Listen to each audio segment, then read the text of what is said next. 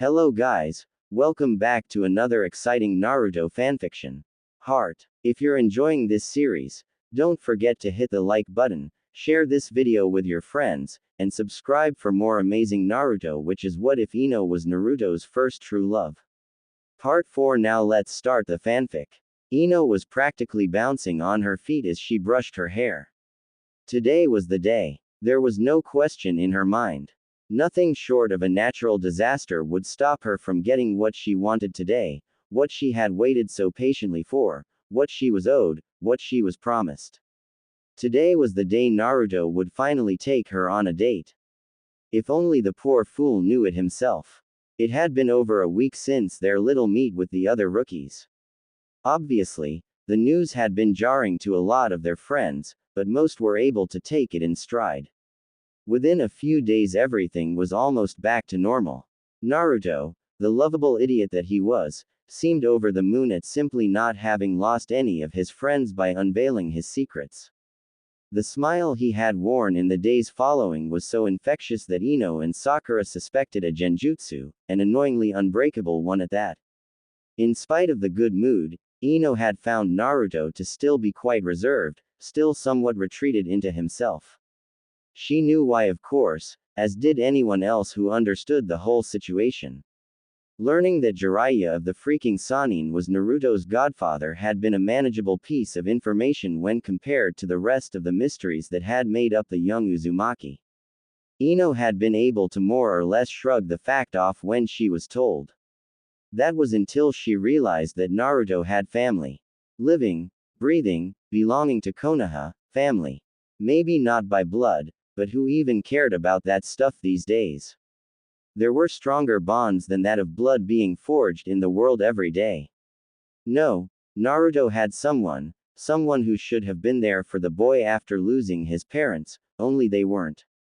It went without saying that Jiraiya was a very lucky man to have been mysteriously out of the village for the moment, lest he find himself at the mercy of one extremely irate Yamanaka. Tsunade may have nearly killed the man in their youth, but Ino would have done her best to have the man begging for death. Sadly, no matter how upset Ino may have been about the whole thing, she knew Naruto was much more so. He put on a brave face, focusing on the happiness of being free of the burden of his secret and spending time at the memorial stone whenever he could. Ino could see it though, the pain in his eyes whenever his thoughts drifted to his absent godfather, to the man he had spent years training with without even knowing the truth. There was a rage in that pain, in that sadness.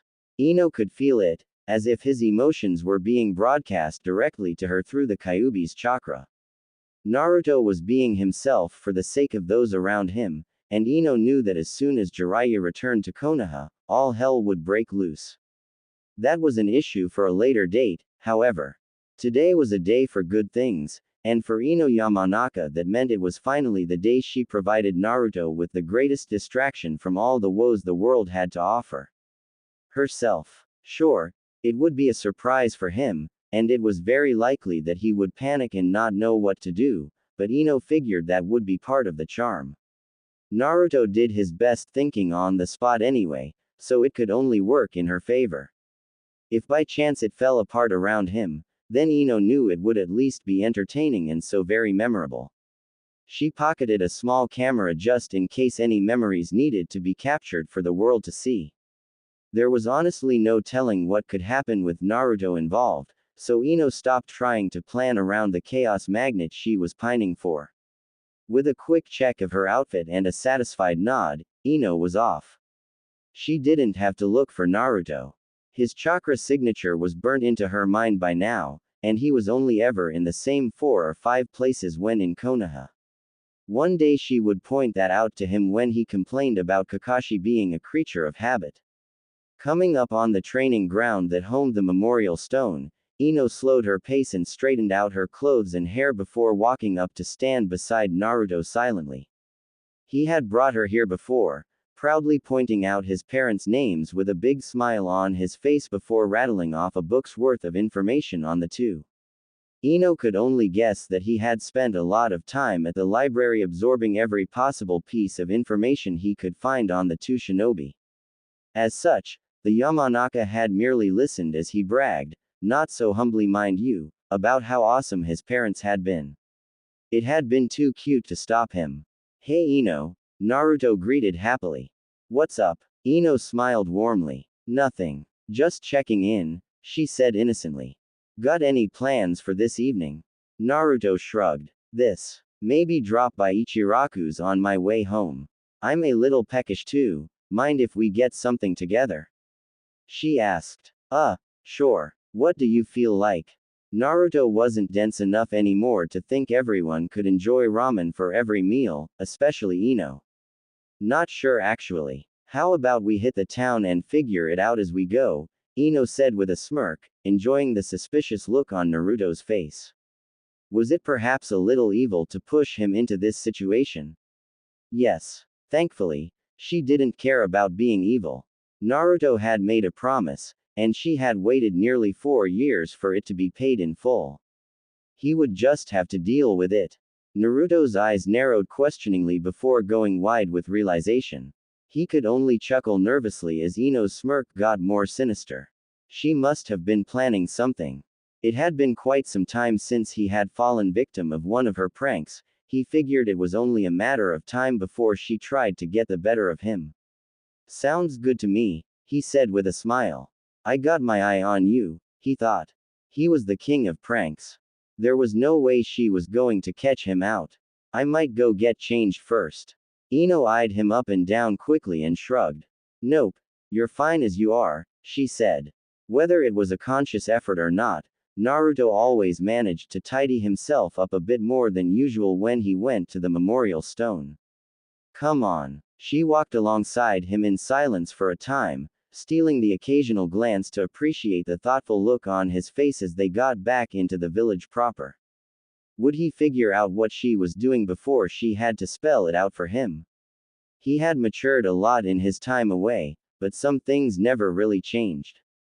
Ino wouldn't mind either way. She wasn't chasing Naruto for his mind, at least not in that way.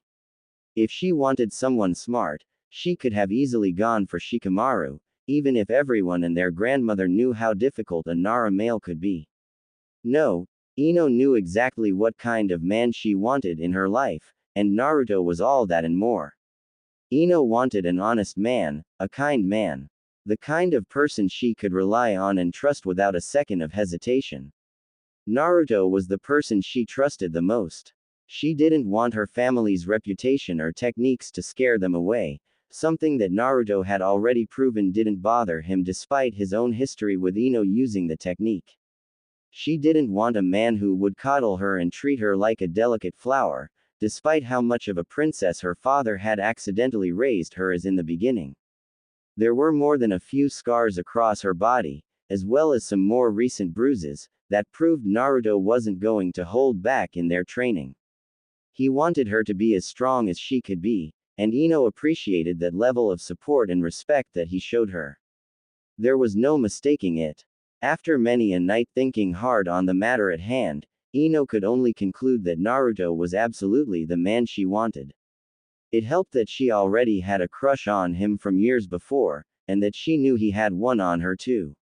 All Ino had to do was put in a little leg work, give the poor idiot the push he needed to sweep her off her feet, and the rest would be history. Now it was just a matter of figuring out how to lead him into doing it of his own volition. Much harder said than done, Ino was sure.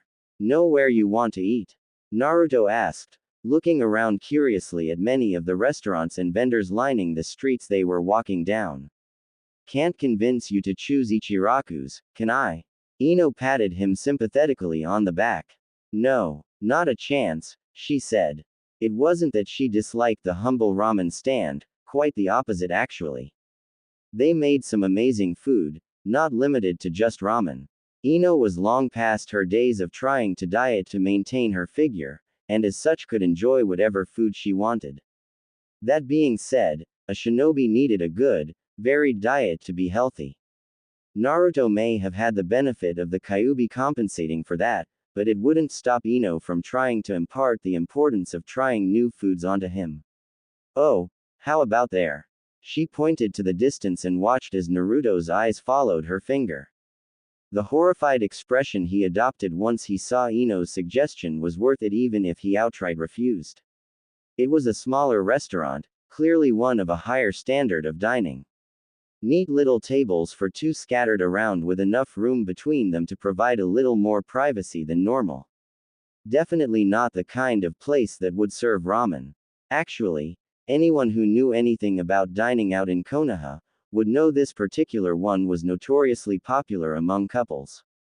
Ino was banking on Naruto not knowing that at all, and judging by the string of amusing expressions that crossed his handsome face, she was right. Naruto tried to give her a convincing smile. "You sure?" he asked, voice straining ever so slightly. Ino nodded and he sighed. "Okay." Ino held back a laugh. She didn't know what was cuter, the fact that he was willing to do it just to appease her, or the fact that he didn't seem to know that he could say no. She wouldn't accept it, but he could still say it. And so, on they went, marching right up to the host of the venue with wide smiles, strained or otherwise. Ino took her chance to sneak her hand into Naruto's as they went. He was either too distracted to notice, or he just didn't mind being seen holding her hand in public. Ino hoped it was the latter. "Welcome to the Enchanted Leaf," the host greeted pleasantly, only momentarily eyeing Naruto with a strange expression before his eyes were met with a cold and daring stare courtesy of Ino. How may I be of service?" Ino smiled and perked up. She was very prepared to deal with anyone's distasteful opinion on Naruto. Thankfully, she had a reputation of her own around the village, so it was unlikely that anyone would try anything with her around. "Just a table for two, please," she chirped, not daring to let go of Naruto's hand even as he chuckled nervously under the scrutinizing gaze of the host. The host was quick to give up with a shrug and gestured for them to follow, leading them quickly to a small table at the back and in a corner. Ino knew it was to keep up appearances by tucking them away like this, but it worked in her favor. The less people that saw Naruto eating here, the better for the business, just as the less people that saw the two of them eating together in a place like this, the less headaches and questions Ino would have to deal with later.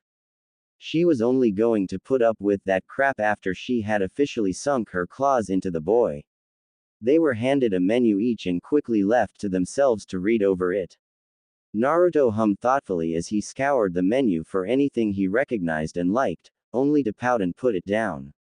"I have no idea what any of these are," he admitted defeatedly. Ichiraku's at least had the decency to put photos with their menu. Ino waved dismissively. "Don't worry. I'll order for you. How does something with pork sound?" she asked, getting a nod. Ordering was as quick and efficient as the seating had been. Ino ordered a beef curry for herself and chose to spare Naruto any embarrassment by ordering him a simple pork bowl. Being adventurous with food could wait for subsequent date nights. "You going out after this?" Naruto asked curiously, eyeing Ino's current attire. Ino smiled. She hadn't gone all out for the occasion, knowing it would set off alarms in Naruto's mind no matter how dense he could be at times. Her skirt was a longer version of her normal one, her small purple top replaced with a dark blue blouse that went a little past her waist and had long sleeves. She had chosen to wear her hair down today, not needing it to be tied up when not out on a mission. Subtlety would be the best weapon Ino would have against a man like Naruto. Just enough for him to notice, not enough for him to figure out why. Something along those lines, Ino replied nonchalantly. "I just wanted to be comfortable for today." "Why? Do I not look good?" Naruto's eyes widened. "What? No. That's not what I meant. You look great. As beautiful as always. I swear. I just." "Calm down," Ino laughed. "You worry way too much, Naruto. But thank you for the compliment. I'm glad you think I'm beautiful." She winked at him, making a mental notch in her mind as he blushed slightly. She promised she wasn't keeping score. That would just be petty. "So, I see you're handling things well. Do you feel better? Knowing who your parents are now, I mean." Ino had waited to ask this question until it was just the two of them, in a situation where it wouldn't distract him too much. Assuming he could get any more distracted. He had been so out of it lately, the poor thing. While there were no regrets in telling Naruto the truth, a part of Ino still worried that the information had left him with unresolved issues he was keeping to himself. It would explain why he was spending so much time at the memorial stone. Naruto smiled sadly. It's a relief, you know. But at the same time, I think in some ways, it was easier not knowing who they were. Not better, exactly, just easier. Back then I didn't have to think about it too much. I wanted to know, but I also didn't think I'd have any names to live up to or anything. Now that I do, I dunno, it kinda feels weird. It is a lot to take in, Ino said. But if you're worried about whether they would be proud of you, don't be. I know they would be, and so does everyone else. Naruto didn't put up a fight. Thanks. That means a lot coming from you, he said earnestly before chuckling to himself. Has Kiba gotten over it yet? I mean, he's come to terms with it being the truth, if that makes a difference, Ino answered amusedly. It didn't. Everyone knew. The Inuzuka was slowly working his way through the revelation, and it was clearly not going the way anyone would have liked. If Kiba had been before, he was on the right path to being doubly so. Being able to claim that he only failed the Chunin exams due to being matched against the son of the fourth Hokage and Jinchuriki of the Kyuubi was going to the boy's head. Eventually someone was going to have to knock him down a peg, and Ino had called dibs. You don't have to worry about him. We have it under control. Naruto winced at that, forcing Ino to suppress a laugh. It was no secret that whenever Ino said, we, she meant Hinata and herself. There were many in Konoha who had begun cursing Anko for her contributions to molding the two clan heiresses into what they were today. Naruto had likely heard more than enough since his return to know better than to get on either of their shit lists. Good thing he was smart enough to know better, and sweet enough to never get written in one of them. She watched him relax a bit and look around the restaurant, a strange look appearing on his face as he started realizing just where they were. Oh, so he had been properly out of it when she nabbed him. Good. That would make this all the sweeter for her. Ino felt him steal a glance as she turned to wave the host back down. They were going to need something with alcohol if they were going to get through the entire night without one of them getting too nervous. Ino refused to let butterflies ruin her masterfully not thought out plans. When she turned back to him, she was met with a smile that she knew was Naruto's attempt at hiding his true expression. By now he was probably realizing what was going on, or at the very least was trying to deny it somehow. No way. This is all part of a prank. Ino wouldn't do this to me, that was what Ino figured was running through his head right now. Her own smile only grew as the horror in his eyes became more apparent until his face went blank. Yep. He's got it now, Ino thought happily. Now the real fun could begin. Where are you going later? He asked casually, trying and failing to not give himself away. Not sure yet, Ino answered just as casually. I'll see where life takes me, but I am prepared for just about anything to happen tonight. She may have put a little bit too much emphasis on the whole being prepared part, if Naruto's nervous gulp was to be trusted. She wanted to make him sweat, not scare him away. What about you? Any plans? Any promises you have to run off and fulfill? I know you're a man of your word after all. It's one of the things I admire about you, you know. He laughed anxiously and scratched the back of his head out of habit. Oh, you think that's a good quality? Most people think it's annoying or naive, what with being a shinobi and all. Not exactly a good profession to prioritize keeping your word. Ino rolled her eyes. Of course a world full of backstabbers would think being honest and truthful was a bad thing.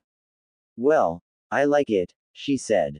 It means you're trustworthy, and trust is something I take very seriously. Didn't you just break the Hokage's trust not that long ago when you told me? That was different, Ino spluttered. She was immediately grateful for the drinks having been served in that moment. Naruto's cheeky grin wasn't missed by her, however. And would you rather I not have told you? He frowned. If it got you in trouble, then yes, he said honestly. Ino shook her head with a smile. Naruto would really rather not learn who his parents were if it meant getting someone close to him hurt in any way. Thankfully, Tsunade had been more bark than bite on the subject. Sure, Ino had been called in for the tongue lashing of the century, but considering that it was a controlled leak, and the fact that Naruto was handling it so well, there wasn't much to punish the Yamanaka for. Ino was also pretty sure Naruto had said something to get her off the hook since Tsunade hadn't really put her all into it. Ino took a sip of her drink. Good thing it never came to that, she said. While I've got you to myself, I wanted to ask you something. Naruto tilted his head curiously. Okay, my mother has invited you over for dinner with us, Ino said with a shrug. No set date, no pressure or anything. I think my parents just want to meet you properly. You can refuse if you aren't comfortable with the idea. She definitely wasn't going to force her parents upon anyone, especially Naruto. As much as it would mean to her for them to all get along, Ino wouldn't tell Naruto that, knowing he would twist himself up inside and force himself to go even if he didn't want to. That wasn't what she wanted at all. Oh, Naruto said in pleasant surprise. Dinner. At your house. Are they sure they want me there? They do know who I am, right? What I am. Ino nodded. Naruto, my father is the head of the T&I department of Konoha. He has the highest clearance, second only to the Hokage herself. I do not think there is anything about you Daddy hasn't already thoroughly investigated. As for Mom, well, she is very intuitive.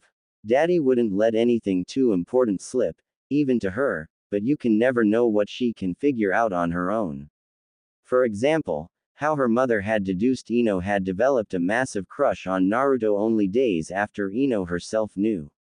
Looking back, however, it was probably easy to figure out. There had been some very clear signs. It'll be fine, I promise. But like I said, you don't have to do it. It's only an offer. Naruto sighed in relief before drumming his fingers idly on the tabletop. Dinner with the parents, he mumbled quietly to himself. With a worried expression, he looked up and met Ino's gaze. Ino, is this a date? He asked apprehensively, gesturing to the both of them.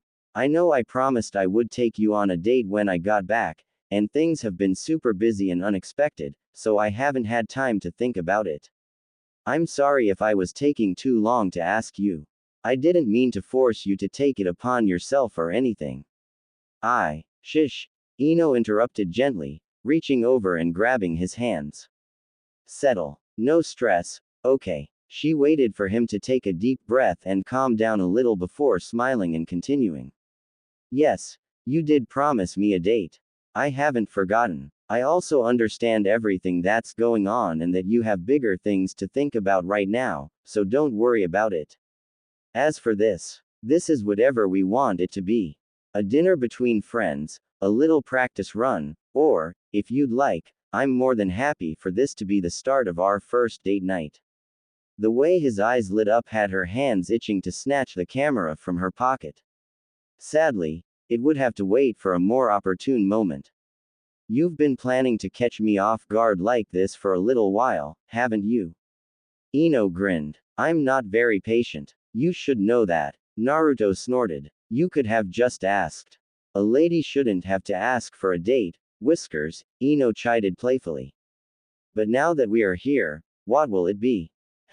Let's think about my options, Naruto started.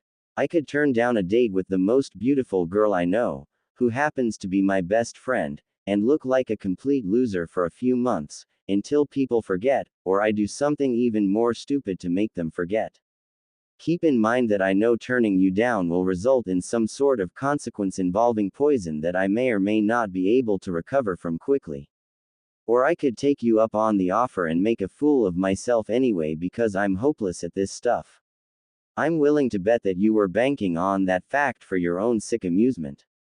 Ino propped her elbow on the table and rested her chin on her hand, all the while beaming at Naruto and idly playing with a strand of her hair. You know me so well, Whiskers, she cooed. There is still the option of making this a practice run. Help you get over those first date jitters before the real thing. Ino could have trapped him here and had her fun, but that would be needlessly cruel. It wasn't as if Naruto was avoiding the whole thing, he just needed a little push.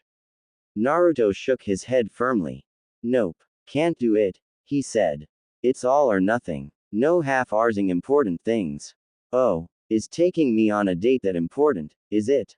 You're important, Naruto said with a mischievous grin as Ino blushed. Another point for me. Ino narrowed her eyes. Keeping score, are we?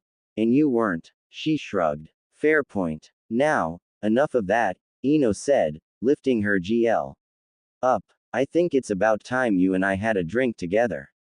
Naruto eyed his own drink warily. That last stint with Tsunade had left him with an unsure opinion on alcohol. With any luck, having a drink with Ino would change that.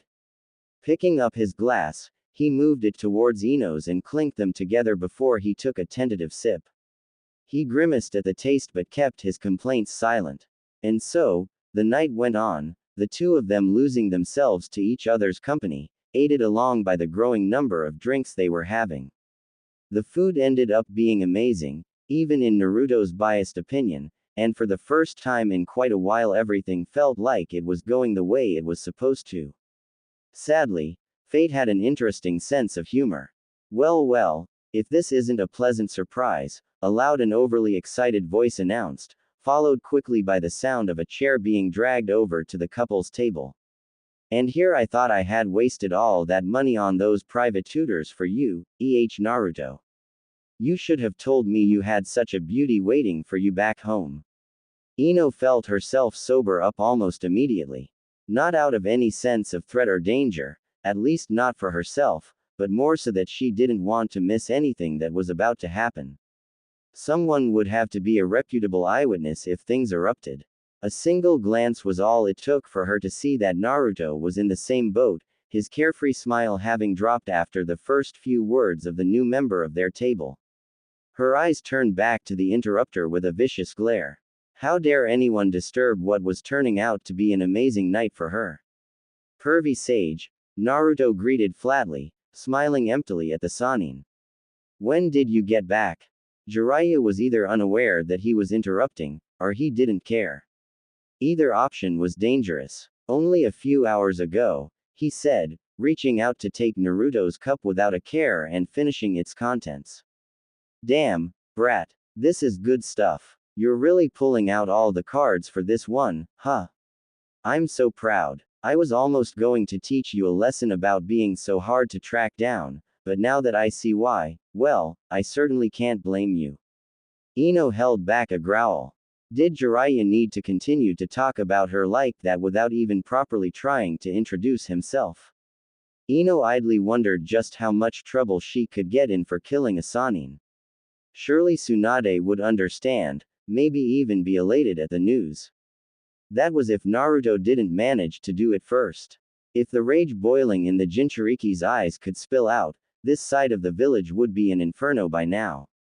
That wasn't even the worst of it. Ino could feel the Kyuubi, its chakra stirring and bubbling so intensely within Naruto that it was affecting the traces in her own body. Whatever anger Ino had naturally in this situation was being amplified, incredibly so. The fact that Naruto was dealing with it much worse than her, along with having much more reason to be angry, spoke volumes to his level of control. Jiraiya needed to put some distance between himself and his student if he knew what was good for him. Did you need something? Naruto asked. Nope. Just thought I'd check in and see how my favorite student is getting along, Jiraiya said cheerfully, patting the boy on the back. Heard you had a run-in with the Akatsuki already. Gave them a real beatdown too. Guess all that training I gave you paid off, huh? Don't worry, you can thank me later. Ino could feel how tightly Naruto was gripping the table. Where was Tsunade when you needed her? Actually, there is something I would like to show you, pervy sage, Naruto said suddenly. Wanna go to the training grounds? I promise it'll be worth it. I've been waiting for you to get back so I can show it off. Jiraiya glanced questioningly between the two blondes. After this, or, now is fine, Naruto said, flashing Ino an apologetic smile as he stood up. It's too good to wait. You'll lose your mind once you see. Well, alright then. Consider me intrigued. But let's make it quick. If I'm lucky, I can still get back to Tsunade's office and catch her on the end of a bender, the Sannin said with a perverted glint in his eyes. She's much friendlier in those moments. Jiraiya turned to leave, and Naruto took a moment to look at Ino like he had just accidentally kicked a puppy. She smiled at him and nodded. It's okay, she mouthed silently, gesturing for him to go ahead. He didn't need to be told twice, quickly following after his sensei. Ino sighed deeply and downed the last of her drink. She settled the bill, making a note for Naruto to be the one to pay for the next outing, and set off to the Hokage's office. As creepy as Jiraiya's earlier comment had been, it had let Ino know that Tsunade was still there. Ino could have left well enough alone, left Jiraiya to his fate with Naruto, but that wouldn't be right. Jiraiya and Naruto had a lot to sort out. Trying to beat someone to a pulp wasn't usually the recommended method of working things out though, and Ino needed to make sure the fallout was contained. They were two of the most powerful shinobi in the village, so there was no telling how out of hand things could get. Naruto managed to maintain his flimsy facade for the entire walk to the training grounds. Not once did he falter as he and Jiraiya caught up on the days from their travels, exchanged stories from the past weeks that the Sannin had been out for. No matter how much every part of him screamed to punch his godfather in the face, he didn't let it take control, not yet. Naruto wasn't quite drunk enough to think he had any kind of a chance facing the Sannin, not without losing control of himself. No, he had to rely on the element of surprise, catch the toad off guard and get in as many cheap hits as he could before Jiraiya got serious and beat the shit out of him. One decent punch to the man's smug perverted face would be enough for Naruto, even if he knew it would only be shrugged off. As they came to the center of one of the more out-of-the-way training grounds, Jiraiya stopped and rubbed his hands together excitedly. Okay brat, let's have it. What spark of genius has that weird little mind of yours conjured up? Jiraiya said. Naruto continued to smile. Hey, pervy sage, can I ask you something? It's been bugging me for a while now, and I was hoping you'd know. Jiraiya shrugged. Sure, let's hear it. The old man, I used to ask him who my parents were sometimes. He never told me, said it wasn't something I should worry about at the time, Naruto told him. I thought he would tell me after I learned about the Kyuubi, but he still didn't say anything. Then the Chunin exams happened and I did have parents, right? Ones that loved me. I wasn't just some baby dumped somewhere in the village and made into a Jinchuriki, was I? Jiraiya, the spymaster he was, had decades of experience in controlling his outward expressions. As such, he didn't so much as blink at the question, offering nothing more than another careless shrug. Beats me kid. I wasn't around when the Kyuubi attacked. Only person that would know would have been the old man or the fourth, he said nonchalantly. I guess if it's really bugging you, you can ask Tsunade to look into it. Might take some digging, if they can find anything in the first place. You gotta remember, a lot was lost that night. Not just people and buildings, but records too. What I'm trying to say is don't get your hopes up. Dwelling on the past isn't what you want to be doing right now. Naruto smiled sadly and nodded in acceptance, though internally his rage ignited anew. Even after all this time, after everything, Jiraiya was still choosing to play dumb. This man, this perverted buffoon, his godfather, was still unwilling to tell him the truth and embrace him as the only family Naruto had left in the world. That couldn't be allowed to continue, it wouldn't be allowed. Silently, Naruto lifted his hand and channeled his chakra, a small ball of rapidly spinning energy springing to life, floating just above his palm. A perfect, one-handed Rasengan. His father's jutsu, his legacy. It had been an awesome jutsu before, something Naruto had invested a lot of time into trying to perfect. After learning the truth, he had returned to it with a vigor unlike anything else, committing himself to perfecting it, to mastering it. In his mind there was no better way to honor his father, and he had succeeded. Whoa, and not a clone in sight, Jiraiya said proudly. I'd say even the fourth Hokage would be impressed. You think so? Naruto asked. I thought it would be a good idea to perfect it. You know, as a way to remember Dad a little better.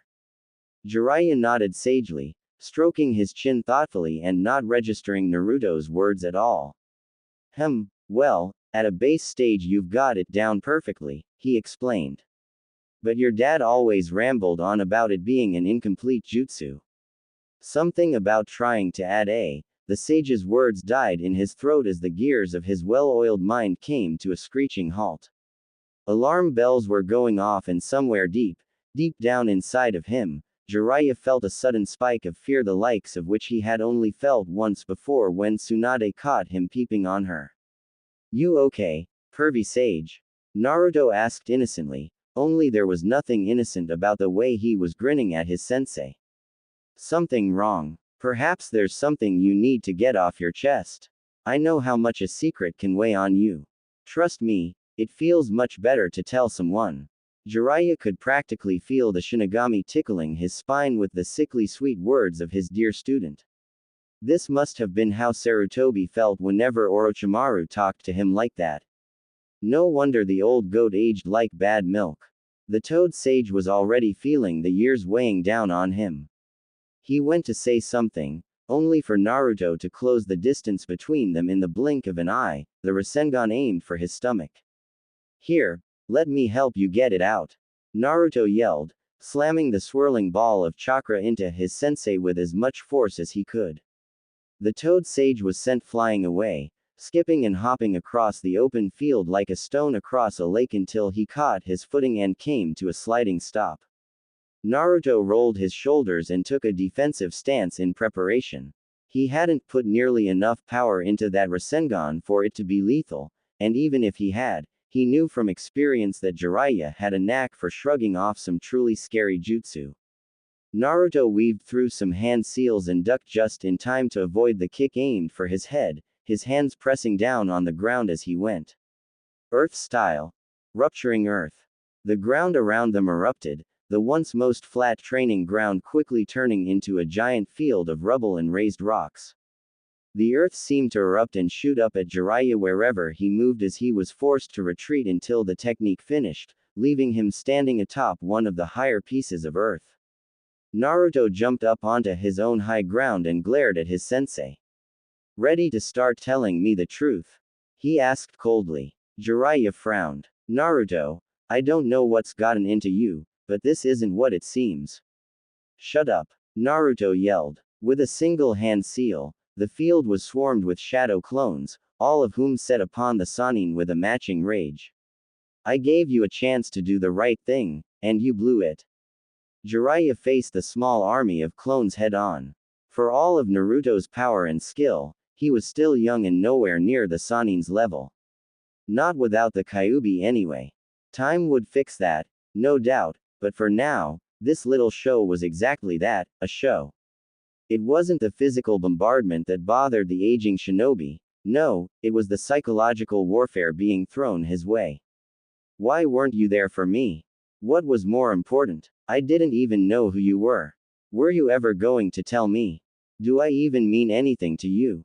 With every clone he dodged, with each one he pummeled into a satisfying plume of smoke, came another question, cold and sharp like a knife to the guts. There seemed to be no end to the clones, and with them came no respite from the questions as they slowly whittled him down. Sure, he could have answered, he could have come up with a million different reasons for his absence from Naruto's life. None of those answers would be true, and Jiraiya knew Naruto would know that.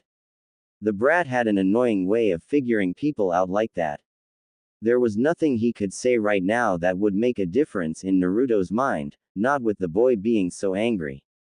And so, he remained silent, taking the onslaught without a word, without complaint, battling his own student down piece by piece in the hope that he would wear himself out sooner rather than later. Not a likely outcome to say the least. Why aren't you talking? Naruto yelled, charging the man with another Rasengan from behind, his clones keeping Jiraiya distracted, or so he thought.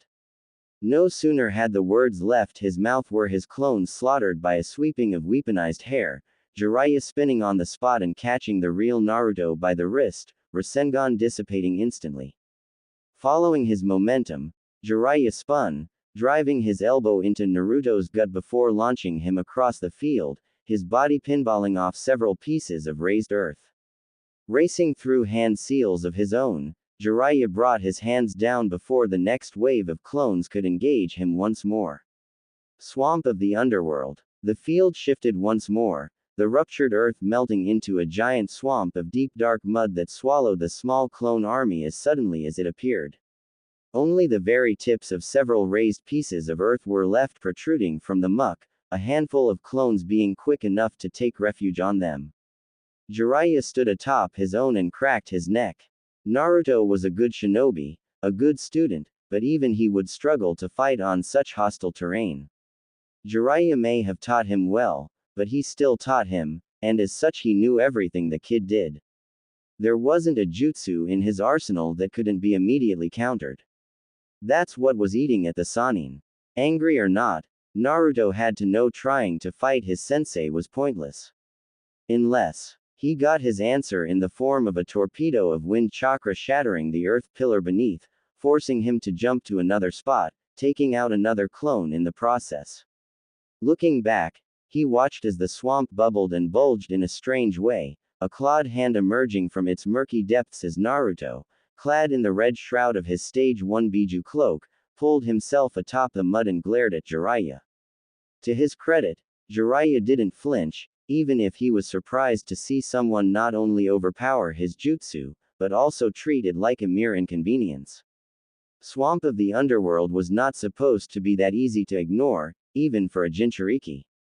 Add on to that the fact that Naruto was angry enough to start using the Kyuubi, and Jiraiya was ready to start sweating.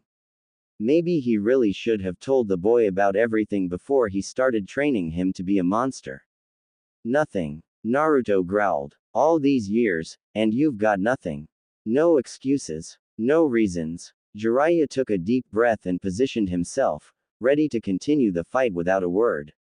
He knew there was no talking the boy down, and even if there was, this confrontation was a long time coming. It would do him good to let off a little steam. Naruto lowered himself onto all fours, a single red tail swaying behind him. The remaining shadow clones dispelled themselves as he stared down Jiraiya. Fine then. Don't talk, he said. You spent 3 years trying to get me ready for the Akatsuki. Let's see how well you did. With that, the two lunged at each other, the populace of Konoha being reminded once more of just what kind of monsters it so proudly raised within its walls. Well, this is fucked, Tsunade grumbled, rubbing her eyes in frustration. She stood on the edge of the training ground, or what was left of it that is, where Naruto and Jiraiya had chosen to have their little grudge match. The earth shook again as the aforementioned battle raged on, a little too close for the Hokage's comfort, but certainly not close enough to be a danger to anyone. With a silent gesture the Anbu behind her leapt into action, scattering themselves around the ground. Within moments a giant barrier of chakra erected itself around the training ground. A wonderful failsafe installed on many sections of Konoha thanks to the late great Lord Fourth. Tsunade would have to a drink in the man's honor after tonight. There's no stopping them, is there? Ino asked sadly from beside the woman. She had raced to the Hokage's office in an attempt to maybe catch Naruto and Jiraiya before they could start. Not fast enough apparently. Tsunade shrugged. I'm not going in there. Are you? Ino looked past the barrier and watched the two blurs speeding around, jutsu after jutsu being thrown around like children's toys, the very landscape changing with each one. That didn't worry her. Ino knew Naruto was tough enough to walk away from this fight, and Jiraiya had his own reputation for such things. What worried Ino was the mental ramifications of such a battle. Even now, as she could feel the Kyuubi's chakra flowing from Naruto, she knew the fight was less about physically overcoming an opponent and more about coming to terms with his own emotions. Easier said than done, even for someone as optimistic as Naruto. What the hell is going on? The two blondes turned to acknowledge Kiba as he landed near them, followed quickly by a large group of shinobi, many of whom seemed fully prepared for a fight. Apparently lighting up an entire training ground like a war zone without properly notifying anyone set of a lot of alarms across the village. Who would have guessed? As Ino went to answer, her voice was drowned out as the earth shook again, the barrier before them being covered by a wall of fire as one of the largest fire jutsu anyone had seen collided with it full force. Tsunade tsked in annoyance. Those idiots are going to kill each other. Are we under attack? One shinobi asked in a panic. Kakashi uncovered his Sharingan and peered beyond the barrier. Lady Tsunade, the Kyuubi, is perfectly contained, Tsunade interrupted, the headache already forming at the front of her head. Everything is fine. Naruto and Jiraiya just have a little family matter to resolve. Nothing to panic about. Many of the shinobi present nodded in understanding, letting their guard down as they instead went on to simply watch the show. It wasn't very often someone got to see Jiraiya of the Sannin in action. Those that weren't in the know looked at their Hokage like she had just blurted out gibberish. Wait, Naruto's in there? Kiba asked incredulously, watching in horror as the scale of the jutsu being used within the barrier only increased with each turn. And Jiraiya, a family matter. Don't tell me that idiot's related to a Sannin as well. Ino laughed sheepishly. Well, not by blood. Jiraiya is Naruto's godfather, she explained, much to the growing confusion of many present. Naruto didn't know about it until recently, and now he has some stress to take out. That's all. Yeah, and technically the little shit is distantly related to me by blood, Tsunade chimed in. The Uzumaki and Senju have a distant relation. Don't go telling him that though. Can barely stand him calling me granny as it is. Kiba completely blocked out Tsunade's words as he looked at Ino with wide eyes, slowly turning between the Yamanaka and the literal natural disaster being unleashed right before their eyes. Oh, yeah, just a little stress. That's all. Perfectly normal. Nothing out of the ordinary, he said meekly, wincing as everyone watched Jiraiya take a particularly nasty hit that sent him flying through a tree. You don't think Naruto can hold a grudge, do you? Hinata placed her hand on her teammate's shoulder and looked down solemnly. You will be missed, she said softly. Do not worry, I will care for Akamaru in your place. Said dog chose this moment to slowly inch away from his partner. Why me? Jiraiya groaned as he righted himself, clutching at his side. That hit definitely cracked a rib or two. Damn, that brat was strong, and fast too. Two tails, that's what Naruto was up to, and he showed no signs of slowing down as of yet. Jiraiya knew he had to put a stop to that. Not for his own safety, but for the safety of everyone. Naruto was a tough kid, stubborn to no end, but the Kyuubi was much more than anyone could handle with even a calm mind. No matter how good Naruto might be at controlling his emotions, at harnessing the Biju's chakra, he was still only human, and that left too many opportunities for a freak accident. Something like that couldn't be allowed to happen so close to the village. His hair whipped around him in a hardened shell of spikes, a large, uprooted tree crashing into his new shield hard enough to shatter the trunk and throw Jiraiya off his feet once more. Twisting himself in the air, he narrowly dodged a punch from Naruto, bringing his own legs up and driving both of his feet into the boy's stomach. As his student was sent crashing away, Jiraiya made a quick hand seal, 4 shadow clones quickly appearing at his side and scattering across the battlefield. Landing atop the mud, he looked up to where Naruto was already back on his feet and closing in fast. Earth style. Mud dragon. The swamp around him churned and erupted out towards the oncoming Jinchuriki, taking the form of a giant dragon that chased Naruto, tearing through anything that got in its path. He considered summoning the Elder Toads and ending things quickly but decided against it. Naruto was their summoner too, so it would be unfair to make them choose a side. This was Jiraiya's fight, and his alone. His mud dragon exploded as a wind bullet tore through it like paper, showering the area in mud and debris before he was set upon by his student once more. Jiraiya was almost impressed as he guarded against the flurry of punches and kicks aimed for him. Naruto's taijutsu was definitely coming along nicely. He could tell Naruto was holding back, even with the Biju cloak activated. The only thing Jiraiya had working in his favor was his longer reach, years more experience, along with having trained his attacker. Knowing how someone fought was half the battle, and he had almost taught Naruto everything he knew. Unless the brat had been learning some tricks on the side, there wasn't anything he could use that would surprise the Sannin. Why aren't you saying anything? Naruto asked angrily, accentuating each word with a strike. Jiraiya winced as he blocked a kick with his arm, the force behind it making his whole arm ache. His expression quickly changed to a smirk as one of his clones emerged from the ground beneath Naruto's feet, grabbing hold of the boy and pinning him in place. Two more clones appeared at Naruto's sides, grabbing an arm each. It was only a momentary pause to the fighting, but a moment was all Jiraiya needed. With fingertips suddenly alight with chakra, he rushed the blonde, hand aimed for the seal on his stomach only for it to stop short, one of the chakra tails wrapping tightly around his forearm and halting his jutsu mere inches from its target. He should have known that wouldn't work. His clones were carved through by the second tail as he was whipped around and flung away like a toy. Jiraiya landed heavily and caught his breath, clutching at his arm where the vile chakra had slightly burned his skin. Looking at Naruto now, it was with some annoyance that the only marks on the boy were similar burning patterns, courtesy of the Biju cloak. Not a single jutsu he had thrown at his student had left a lasting mark, with every physical attack he managed to dish out having been almost immediately shrugged off. Jinchuriki resilience and healing was so unfair. Nothing I will say will make you feel any better about this, Naruto, Jiraiya said, staring the boy down. Naruto growled. Maybe not, he said. But you could still try, damn it. Am I not worth that much?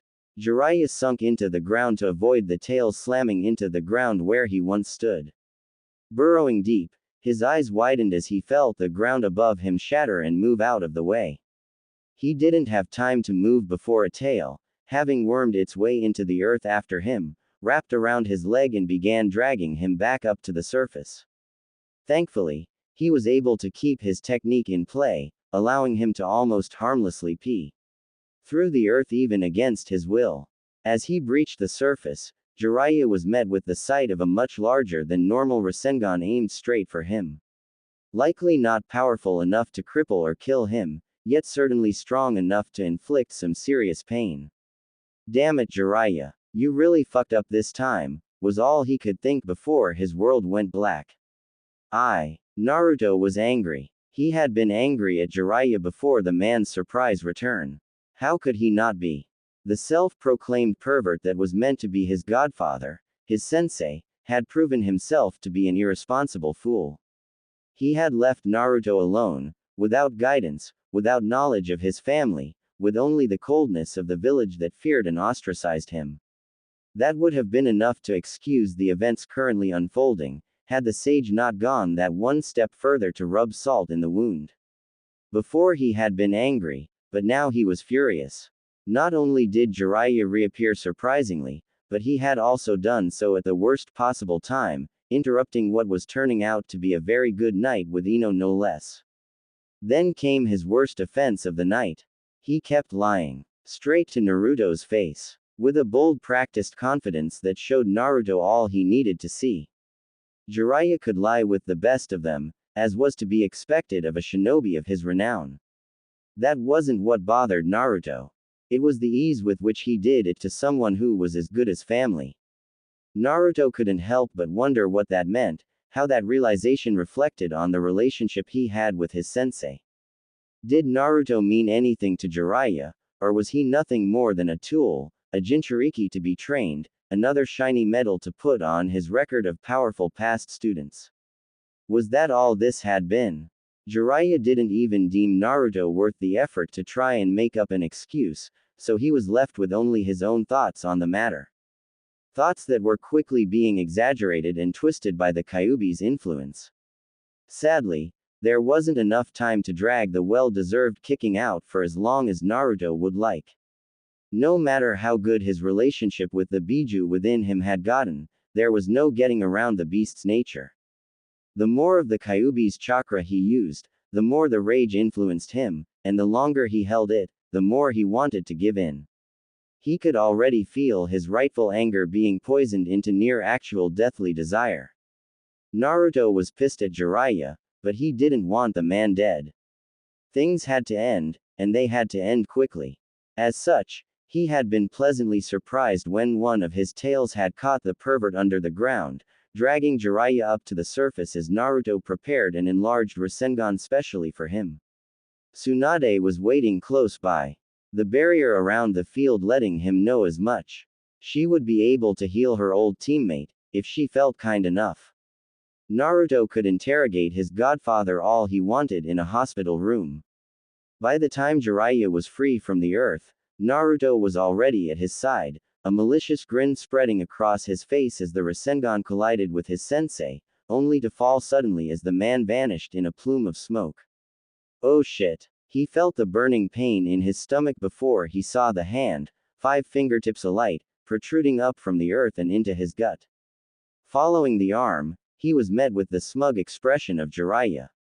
The Rasengan fizzled out of existence, his connection to the Kyuubi's chakra disappearing along with his chakra cloak, and an intense burning pain set itself deep inside him. This was the forest of death all over again. Naruto slumped forward in pain, only to reel back as a fist collided with his face. Then one to his stomach. Then a kick to his head.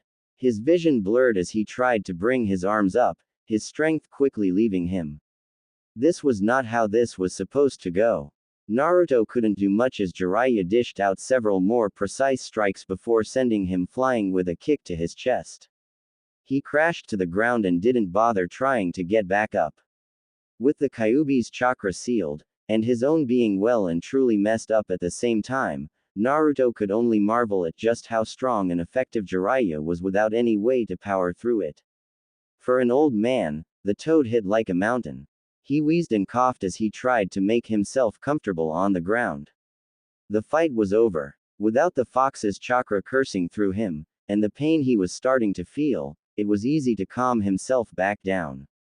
Maybe he had gone a little too far there. You were holding back too much, Jiraiya chided as he walked over, standing tall over the boy. Naruto tried to scoff. And you weren't. Jiraiya shook his head. Not the point. This shouldn't have been a strategy for me to use against you, he said. You should have known better, planned better. You knew I could use this technique, yet you did nothing to try and make sure I couldn't get close enough to apply it. You let your emotions get the better of you, again, and look where it got you. The Kyuubi only works as a benefit when you don't give it anything to twist and turn against you. We have been over this countless times, Naruto.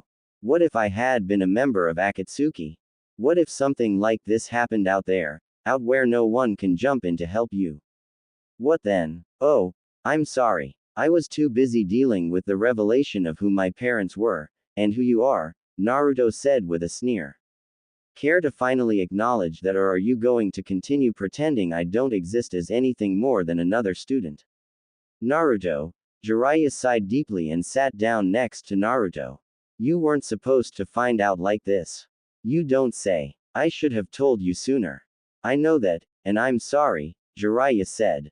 Sensei was going to, before he died. He was waiting until after the exams, while I was around. We were going to tell you everything together. Then everything went to hell and. I don't care about that, Naruto said, glaring up at the sage. I understand why the old man kept it a secret. I understand why I couldn't know of my parents, or who I was. All of that makes at least some sort of sense. But you know what doesn't make any sense? How I didn't know who you were until I was 13. You, my own godfather, my father's sensei, the one person I had left. How did I not even know who you were? I never saw you. I never spoke to you. Nothing. Jiraiya. Why? Jiraiya winced. Naruto never used his actual name like that. He went to say something only to stop and take a deep breath. I have no good reason for that. I have reasons, plenty of them, but none of them are good. I know I failed you.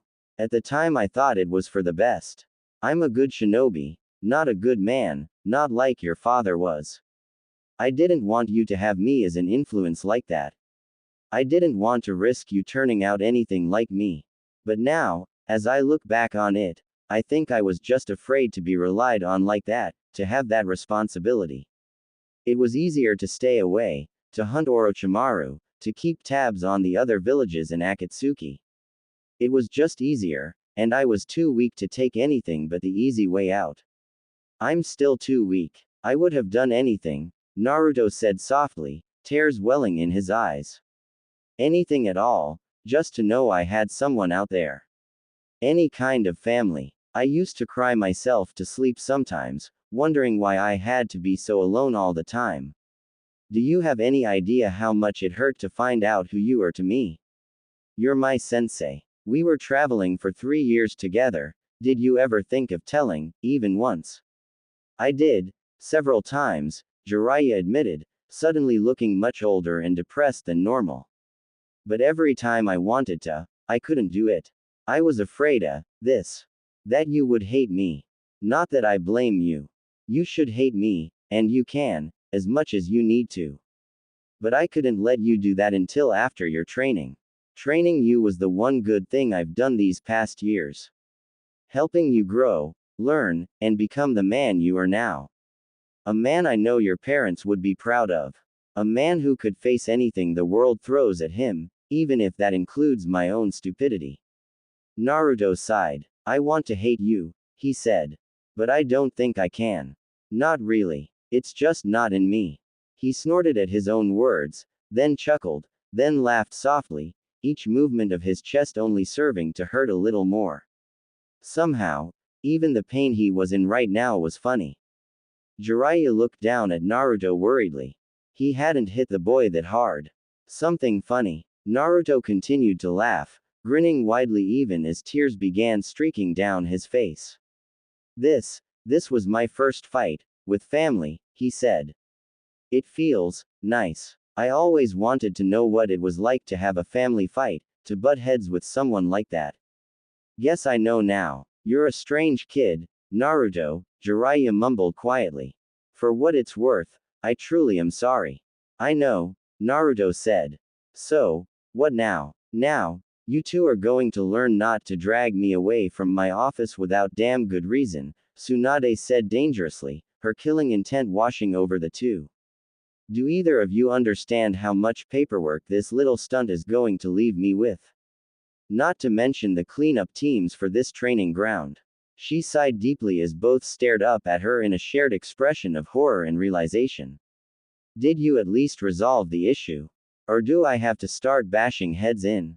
It's all good, Granny, Naruto chimed in, turning to smile softly at Jiraiya. All sorted. Good. Ino, take your idiot to the hospital and give him a check over, Tsunade ordered to the Yamanaka as she came up to the scene. Naruto grimaced as Ino walked up to him with an unreadable expression. This isn't going to go well, he thought. Even if Ino had said it was alright back at the restaurant, Naruto highly doubted that what transpired here was going to get a simple P from the girl. Feel better now? Ino asked in a sickeningly sweet tone, kneeling down next to Naruto. Naruto narrowed his eyes. There's no right answer to that question, is there? Ino smiled sweetly. Nope, she chirped, grabbing him by what was left of his shirt and lifting him up onto her shoulder effortlessly. Jiraiya waited until Naruto and Ino were gone before resting his head defeatedly on his hand. Okay, let me have. I know you want to say it. I fucking told you so, Tsunade said, frowning afterwards. Huh, not as satisfying as I hoped it would be. Hope you appreciate how well all this turned out for you. If Naruto wasn't half as forgiving as he is, you'd probably be a stain smeared across this field right now. I know, he grumbled. At least now he knows everything. I can focus on his training without holding anything back, and he has a new motivation to get stronger. Tsunade's expression darkened as she slowly crept closer to her former teammate. I'm so glad you brought up the topic of training, Jiraiya, she said sweetly, her voice freezing the man in place. I do seem to remember telling you not to leave the village, to stay here and focus on training Naruto, and yet you left, without my permission. Where did you go, Jiraiya? What were you doing? Jiraiya paled as his life flashed before his eyes. Apparently, the true implications of Tsunade being the Hokage hadn't quite sunk into his thick skull. What a mistake that was. Now, princess. No need to get ahead of ourselves here, he said nervously, suddenly very aware of his own injuries and knowing damn well he couldn't outrun Tsunade in his current state. Not to worry, Tsunade said, her sweet and innocent tone never dropping. You can tell me everything while you're recovering. All those pesky broken bones. I'll be stuck tending to you personally for days. What? No. I'm fine, I swear. Nothing's even broken. That wasn't a lie. Sure. His body ached and burned, his pride had taken a good beating, but Jiraiya was far from being out of commission. A few cracks here and there maybe, nothing that he couldn't sort out himself within a few hours. Tsunade grinned as she cracked her knuckles, closing in on the pervert. So many broken bones. Jiraiya's face fell. Not again. The screams heard from the training ground that night would serve to remind everyone why Tsunade was so feared as a shinobi. Unlike many of the walking one-man armies that had been produced by the village, none could truly compare to the fear-inducing reality of being taken to the brink of death by someone who could just as easily bring you back from that point. People like Orochimaru could make anyone fear death, but Tsunade could make someone beg for it. And oh boy did Jiraiya learn to beg. Omake. Hyuga hospitality. During the time skip period, the Hyuga were a proud clan of Konoha. They served their village well, utilizing the prowess of their dojutsu for the betterment of the village and its people. Over the years, they had gained many forms of reputation. Deadly warriors, unreadable diplomats, unflappable, all-seeing, uptight assholes, there were no shortage of ways to describe the Hyuga, you needed only ask around. Hiyashi Hyuga, current clan head and father to two beautiful daughters, was both proud of his clan's well-deserved reputation, while also feeling restrained by it. A certain level of professionalism was expected of him in all matters he tended to, and it was exhausting. Dealing with the clan, attending council meetings, those were things Hiyashi had no issues with. It was a simple thing to turn off his emotions and simply deal with whatever he had to with a cold calculation. Other situations, however, often left him wishing he could say to hell with his clan's formalities and expectations. Sadly, he couldn't do that, not after so many years abiding by the rules. And so, he remained calm, controlled, never uttering a word out of place or letting his tone betray a single ounce of his true feelings. Easier said than done considering his current situation. Family dinner. While normally the tension of this simple activity was negligible, tonight was noticeably different, and Hiyashi knew exactly who to blame for that. His eyes turned to regard his eldest daughter, Hinata, with an emotionless gaze. Perhaps he had been too hard on her, pushed her too far, saddled too much weight and expectation upon the poor girl's shoulders until she finally snapped. That didn't give her the right to do this to him. Hiyashi had only been worried about how his kind-hearted daughter would fare in such a harsh world. His methods may have been harsh, but his intentions were pure. Hinata needed to be stronger, she needed to be able to stand up for herself, especially if she took the mantle of clan head in the future. Hiyashi wouldn't forgive himself if his beautiful little girl was left destined to be manipulated and pushed around by the elders of their clan. Those particular fears were now a distant thought, and not for the right reasons. Thank you for allowing me to join you for this meal. Hiyashi's eye almost twitched. Think nothing of it, Gaara, he said politely, offering the redhead a small smile. On the inside he was anything but calm. This mess stunk of the Mitarashi woman. He knew he should have never allowed the student of Orochimaru to take a vested interest in his daughter, but at the time the benefits of Hinata's extra training could not be ignored. No one could have seen this being a possible outcome. No one. Gaara is being considered as a candidate for the next cage, Hinata chimed in proudly. The girl was either blissfully ignorant of the tension present, or she was merely stoking the flames. It is only in talks for the moment, Gaara clarified quickly. I do not think my village will be too quick to consider me for the position considering my past. Hiashi nodded in understanding. With Hinata taking an interest in playing the role of go-between for Konoha and Suna, Hiashi himself had taken an interest in the allied village's internal matters. Gaara's history was colorful, to say the least. The boy was troubled, and for a long time was no better than a deranged murderer on a spree. No matter how useful that had been for Suna, it was a massive red flag for Hiashi and anyone else of sound mind. Recent times had proven the boy to be much more stable, much to Hiyashi's relief. Not to say that it made him any less concerned with the apparent infatuation Hinata was displaying towards the boy. Possible cage or not, no one was good enough for his baby girl. Life was so much simpler when she had a crush on the Uzumaki boy, he thought to himself, a headache slowly forming. Do not be surprised. You have proven yourself to be a powerful and loyal shinobi for your village, he said.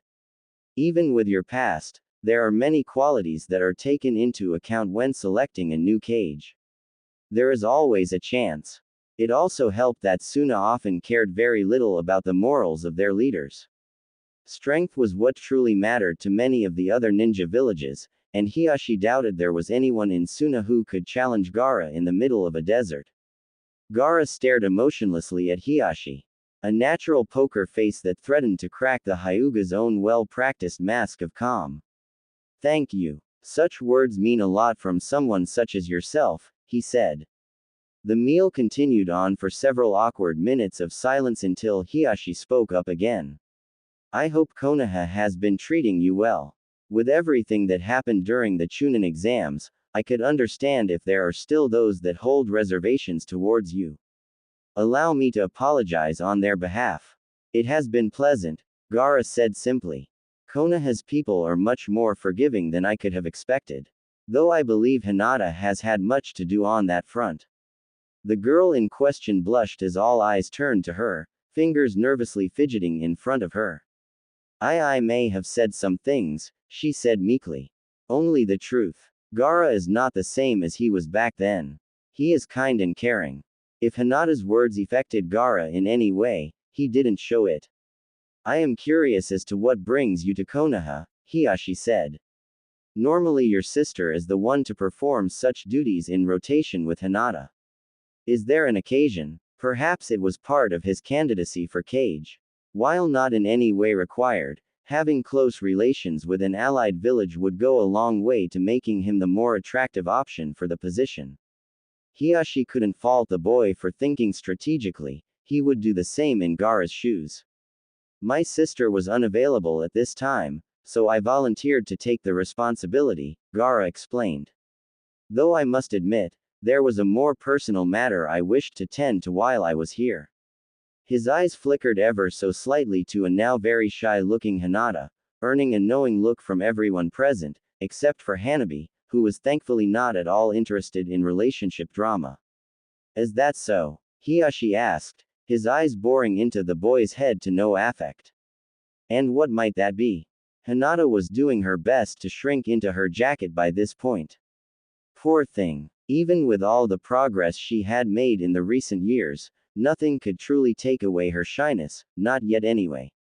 I was hoping to get your approval to date your daughter. Hiashi stared. Hanabi was gobsmacked, staring wide-eyed between the redhead and her father.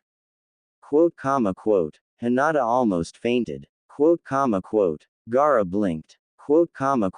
Right, Hiashi said slowly, his mind finally catching up. He had not expected the boy to be quite so blunt. There were seasoned shinobi who wouldn't have the guts to do what Gaara had just done. The Hyuga were a feared and famous clan, damn it. No one just walked in and asked to date a member of the main branch without breaking a sweat. It was Hinata's idea, Gaara said. There are still uncertainties, but we both agreed it would be impolite and problematic to try and engage in anything without your blessing. I understand the Hyuga are very particular in how you run your clan. I would respect your decision. Hinata fainted with a small eep as she was ousted by Gaara, falling from her chair only to be caught by a soft blanket of sand that wrapped itself almost lovingly around her and gently laid her on the ground. Forgive me. I did not mean for my words to cause that. I have been trying to help her overcome such habits. Progress is slow. Hiyashi sighed at his daughter's antics. This was exactly the kind of behavior that the elders and many others would use to their advantage against her in the future. Gaara's words did fill him a sense of hope, however. The young Suna shinobi was the son of a kage, and as such had to have received some level of training in political professionalism. If Hinata truly did plan on having relations with someone so composed, then surely it would only guarantee improvements for her in the future. Where Hiyashi had failed, perhaps Gaara would succeed. God, how he hoped the boy would succeed. Perhaps this is a matter to be discussed in private, Hiyashi suggested politely, side-eyeing his youngest daughter as she death-glared Gaara. He wasn't sure if that was a good sign. Please, come with me. Hiyashi led a silently compliant Gaara away from the meal room and through the Hyuga estate. While he was certain that the boy's earlier outburst had definitely been heard by several of his clan, Hiyashi would make sure that any of the more intimate details would remain secret. Living amongst those who could see through walls left very little in the way of privacy without putting in some serious effort. There would be many questions tomorrow, that was a given. Opening the door to his private office, Hiyashi gestured for Gaara to enter first, closing the door behind them and activating a privacy seal designed specifically for his clan. For obvious reasons, the existence of such a seal was on a need-to-know basis, with its details and design kept secret from even the majority of the clan itself. It wouldn't bode well for the world to suddenly have the means to render the Byakugan useless. Once he was sure there would be no prying eyes on this little conversation, Hiyashi allowed his shoulders to relax as he sauntered over to his desk and sat down lazily, no longer bound to the image of being a perfect representation of the Hyuga. So, you want to date my dear little Hinata, he said casually, regarding the Jinchuriki before him in a bored manner. And what, pray tell, makes you think that I will allow such a thing to pass? Hiyashi was actually not opposed at all to the idea, but Gaara didn't need to know that. This could be his one chance to act as a protective father, and he'd be damned if he let it slip him by. Now, if only Hinata could have picked a more easily intimidated boy, the Inuzuka would have been a lot of fun to mess with. I did not think you would approve at all, Gaara stated. Hinata insisted I ask. This is not only a courtesy to you, but a show of respect for her wishes. I do not wish to upset her. Of course. Hiyashi nodded in understanding. You think showing care and concern for her is enough to sway my opinion. A valiant effort, though perhaps a touch misguided. The Hyuga care not for such attachments. Hinata is the clan heiress, and as such any suitors would be judged by the clan as a whole. As the child of a kage, even deceased as your father may be, your name bears weight. Your history and actions carry just as much weight. I'm sure you understand how that reflects on how you are seen. Should you and Hinata pursue a relationship, such a union will present conflict with one of your respective claims. Hinata being the heiress of the Hyuga, and you potentially claiming the seat of Kage. One of you would have to make a sacrifice. Gaara narrowed his eyes at the clan head. Titles are meaningless things in the face of what truly matters. Hiyashi smirked. And what might that be? The bonds we form. Those we hold dear. Those who we would protect above all else, Gaara said, his tone gaining a surprising edge to it, as if he was ready to defend his words with action at a moment's notice. I was taught the importance of such things by one your village's shinobi. It is the reason I have strived to do better, the reason I sought a friendship with your daughter, and the reason I now stand before you, asking if I might be permitted to explore that bond further. If you have no intention of allowing such a thing, please, say so and I will take my leave. Hiyashi almost smiled, almost. It wasn't quite time to give up the jig just yet. Ah, yes, the Uzumaki boy. He does have a way of influencing people, from what I've seen that is, he said. Seems he has imparted some very good ideals unto you. I'm glad to hear it. Though to say you would take your leave so easily should I refuse your request, well, that doesn't fill me with much confidence in your commitment to Hinata. You would walk away from her at the first sign of challenge. Gaara crossed his arms. I said I would take my leave, not leave Hinata. Bold. I like it, Hiashi thought amusedly. You would disregard my wishes. Yes. You would pursue a relationship with my daughter even without my blessing. You would put that wedge between her and her own family. Hiashi needled. Gaara didn't waver. So long as she still wished to do the same, and so long as it wasn't harming her, yes. And if my clan sought to remove such a distraction from their heiress's life. The sound of sand shifting ever so slightly was not lost on the Hyuga clan head. You may try. And what of Hinata? Such an act of rebellion would be seen as a slight to the Hyuga. She could be punished for such a thing, would be punished, Hiashi said, making sure to sound as if such an outcome was of no concern to him. He would never let it come to that, clan rules be damned. He just needed to see what Gaara would think, how he would react. Needless to say, he was not disappointed. The sound of sand shifting got louder as Gaara's eyes went cold. That same empty gaze he once held returning to him like an old friend as he stared not at, but through the man in front of him, as if he was barely a person, barely an obstacle. If you harm her, the temperature of the room seemed to drop as Gaara's words hung in the air, the sand on his skin thirsting for blood once more. I will kill you all. Hiashi had to admit, were he not the seasoned shinobi he was, he would be sweating right now. Gaara may have been reformed, but one could never truly put the monster back in the cage once it was allowed to roam. There was still a cold-blooded killer in those eyes, waiting for a reason to unleash its fury on the world. The humbling realization that Hinata was now likely all that was holding back a bloodbath was a lot to take in. Excellent, Hiashi said happily, finally allowing himself to smile. Gaara quirked his eye oddly. I approve, the man continued. You have my blessing to pursue a relationship with my daughter, on the grounds that you two don't do anything that would bring shame upon the Hyuga clan. I apologize for the theatrics, but I needed to be sure that you were not merely attempting to use her to gain anything for yourself.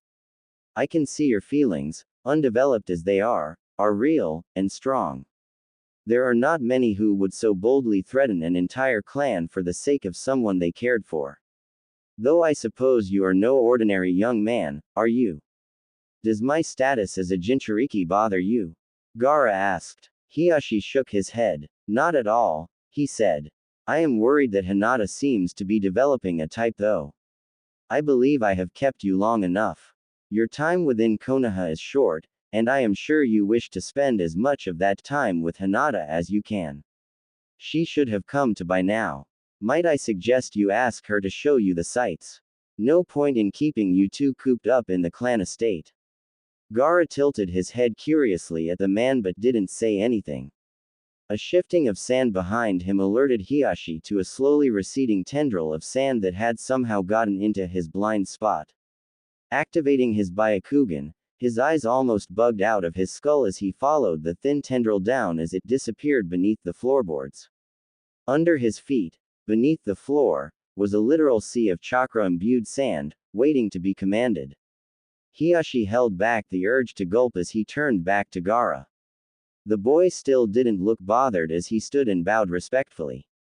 Thank you, Gaara said. I will inform Hinata of your decision. She will be pleased to know that her father cares so deeply for her well-being. Is that a smirk? Hiashi wondered, watching the boy leave quickly. As soon as he was beyond earshot, Hiashi let out a deep breath, never deactivating his dojutsu even as the sand beneath him moved to follow Gaara from below. What a terrifying young man. If Suna elected him as the next Kazekage, Hiashi knew he wanted to be on good terms with Gaara. Damn it, Hinata. What have you gotten yourself into? He moped. Oh, you son of a bitch. The Hyuga clan would be privileged to several outbursts from their clan head as Hiyashi realized all too late that his attempt to intimidate one of his daughter's boyfriends had not only fallen flat but had been turned on him instead. With any luck, Hanabi would choose a softer sort. Naruto knew a lot of things. You needed only ask him, and he would be more than happy to list off a great number of things he was sure he knew, whether it was true or otherwise. He knew several jutsu by now, even a good few fuinjutsu. He was confident he almost had Sage Mode down, and in time there was no doubt in his mind that his list of skills as a ninja would only grow larger and more extravagant. Naruto also knew a lot stuff not related solely to being a ninja, despite how hard he had tried in his youth to only absorb shinobi-based information.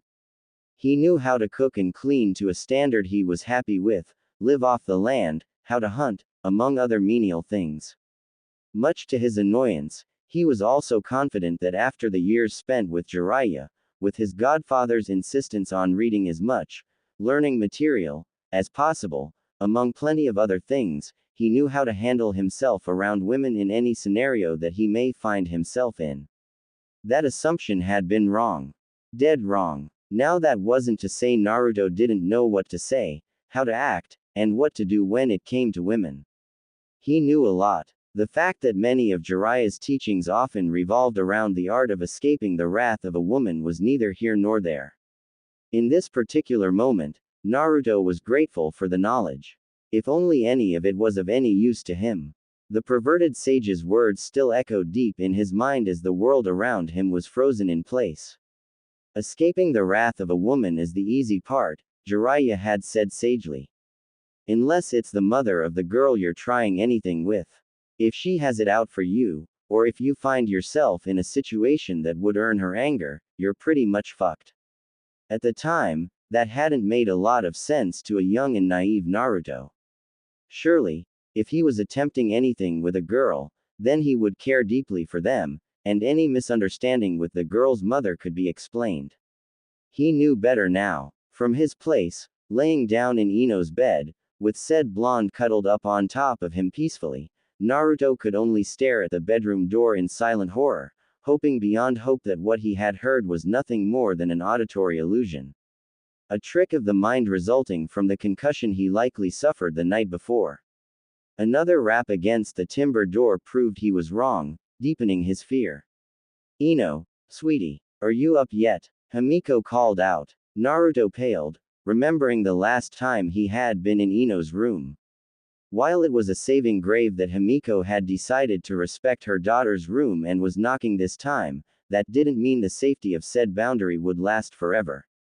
It was only a matter of time before that door swung open, and Naruto's predicament was put on full display. Speaking of his predicament, Naruto didn't quite remember how he even got in this situation to begin with. And where was his shirt? He froze as Ino stirred in her sleep. Her arms wrapped around him tighter, pulling herself deeper into him as her face nuzzled into his neck. Each breath she took tickled up his jaw and colored his cheeks a bright red. No, he would not be caught like this. His dignity demanded he not die at the hands of a wrathful mother. With caution and dexterity only a ninja could hope to have, Naruto slowly and carefully wiggled himself free, inch by inch, until he was able to pry himself from Ino's formidable grasp, his place quickly being replaced by a pillow. He almost felt bad as Ino stirred again, nuzzling into the pillow and seemingly pouting at the sudden loss of warmth she had grown comfortable with. Naruto would definitely be picking on her about this later. With his freedom, Naruto quickly found his clothes, all clean and neatly folded on Ino's desk. Okay. Maybe she had earned herself AP. On the teasing this time. Giving himself a quick once-over, he was pleased to find all his wounds had been treated and bandaged. With the Kyuubi's chakra still being cut off, Naruto figured Ino had been forced to put in more effort to heal him. Why she hadn't taken him to the hospital like she was supposed to was still open for investigation. Regardless, he would need to get his seal sorted soon. The aches and throbbing headache from last night's ordeal still lingered and he didn't like that at all. Getting dressed, Naruto snuck over to the door, placing his ear gently against its cold surface and listening out for anything on the other side. He was planning on jumping out the window, but it didn't hurt to be safe. Hearing nothing on the other side, Naruto let out a quiet sigh of relief. Turning back to the room, he was caught a little off guard by the sight before him. He had always known Ino was beautiful, there was never any question about that. Even in their youth, she was easily one of the prettiest girls in the village, in Naruto's unbiased opinion. In this moment, laid out on her bed, hair messily sprawled out and arms clinging to a pillow like a lifeline, Naruto could do nothing but stare in awe. An uncomfortable warmth burned its way up his neck, reigniting his face with the realization that he had just, unknowingly, spent a night in bed with the Ino Yamanaka. Jiraiya could never know about this. Almost as quickly as he found himself caught in the alluring genjutsu that was Ino's curves, all deliciously visible even under the thin blanket draped over her, Naruto was pulled away from his less than pure thoughts by a sudden gust of wind and the creaking of wood. He didn't need to turn around to know the door had been opened. Somehow, Naruto knew that him standing there, fully clothed, watching Ino sleep, was a much worse image than if he had simply been caught in bed with the girl. Oh well, if he were to die today, he could die happy with this being one of the last images he burned into his mind. Good morning, Naruto, Himiko greeted quietly with a smile. Naruto grinned nervously as he turned to her. Morning, he said weakly, doing his best to banish the blush from his face. Should I be worried? Himiko asked sweetly, now no longer caring to keep her volume down as she looked quizzically between the pair. Ino didn't stir at her mother's voice, leaving Naruto to let out a breath of relief before turning panicked eyes to Himiko. At this point, he might as well just accept death. He had no idea how skilled Himiko was, or if she was even a ninja, but he was cornered, injured, and cut off from his biggest trump card. If there was ever a time to end him, now would be it. Worst of all, Naruto knew that no one would even question his death at the woman's hands. What mother wouldn't murder a boy they just found creeping in their daughter's room? Himiko only smiled wider at Naruto's clear panic. Don't worry, Ino is a deep sleeper, she said casually. So, I ask again, is there anything I should be worried about? Naruto shook his head. No ma'am, the woman hummed suspiciously. I thought you promised not to go sneaking around my home again. Oh, I did, yes. But Naruto paused and looked down at Ino, her peaceful expression as she slept all but demanding he not place the blame on her. How could he possibly blame her? I'm sorry. Himiko smiled knowingly at Naruto. Well, at least I don't have to worry about you having a good poker face, she said in amusement, much to Naruto's confusion. Ino told me you were here after you passed out last night. I did tell her to set you up in the spare room, but it seems she had her own plans. Himiko shook her head as she laughed softly. Whatever will I do with her? I'm sorry. I didn't mean to be a bother, Naruto said. I'll get out of your hair. Just let Ino know I'm all good and that I'll catch up with her soon. Also, thank her for healing me. Nonsense, Himiko said. You aren't going anywhere, not until you've had something to eat. I'm making breakfast already, so I'll just whip up some extra for you. You aren't a picky eater, are you? Naruto shook his head. Perfect. Come on down when you're ready. I'm sure you're hungry after last night. Naruto remained frozen in place as Himiko closed the door as she left. This was nothing like how Jiraiya had explained warned. There was always the possibility that Jiraiya was flat out wrong, or that Ino's mother was a unique case. No matter the case, Naruto could sense danger. Turning to leave through the window, he stopped short of his goal as his stomach growled, and with its audible protest Naruto had to carefully weigh his options. He could take the risk of Ino's mother having evil ulterior motives for being so outwardly kind, or he could bail and possibly upset both Himiko and Ino, and be hungry. Another growl from his stomach made the choice for him, and soon he found himself cautiously venturing down the stairs and into the kitchen, guided by the pleasant smells of food. While he did try to offer to help, Naruto was quick to find that despite not having grown up with a mother, he was still just as easily silenced and seated by a mere look from the older woman. Sometimes instincts just kick in like that. And so, he sat down at the table, patiently and silently waiting for a chance to properly apologize for and explain his intrusion into the home, when a plate of food and a bowl of rice was suddenly placed in front of him. Naruto tried to not come across as rude as he stared at the meal before him with wide eyes, taking his time to memorize this moment. Is that okay? Himiko asked worriedly. I can make you something else if you prefer. No, Naruto said a little too loud.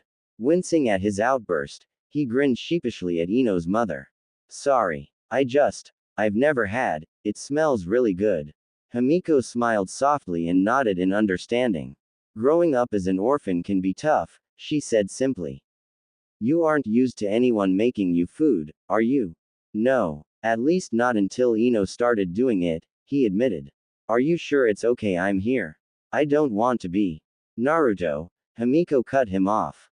If I didn't wish for you to be here, I would have asked you to leave already. I certainly wouldn't be trying to feed you. Ino invited you into our home, or kidnapped you, whichever way you want to look at it. Either way, you are a guest, so please, relax. He let his shoulders slump and breathed deeply, inhaling the mouthwatering food waiting to be eaten. A nod from Himiko was all the permission he needed to dig in happily, making sure to restrain his hunger so as to eat in a semi-respectable manner. No sooner was he finished was another serving placed before him by a smiling Himiko, the woman sitting across from him with a cup of coffee. Finishing his second serving, Naruto wasn't sure what to do from here. He had hoped Ino would have woken up by now, or he'd think of some excuse to leave of his own accord. Sadly, neither had come about, so he was left awkwardly sitting across from Ino's mother in silence. Ino's told us much about you, she said suddenly. Naruto chuckled nervously. Yeah, you did say that. I hope she left some parts out, he said. Having certain parts of his history being remembered by more than those who had been present was not something Naruto wanted. Enough people knew too many embarrassing things about him already. Although, Ino's family, and her clan, were mind readers of a sort, so he supposed them knowing everything was only a matter of time. Still uncomfortable to think about. She probably did. And of course, some parts were obviously exaggerated for the sake of storytelling, Himiko said with a laugh. That being said, it's not so much what she told us about you, but how she told us. Tilting his head curiously, Naruto could help but ask, how do you mean?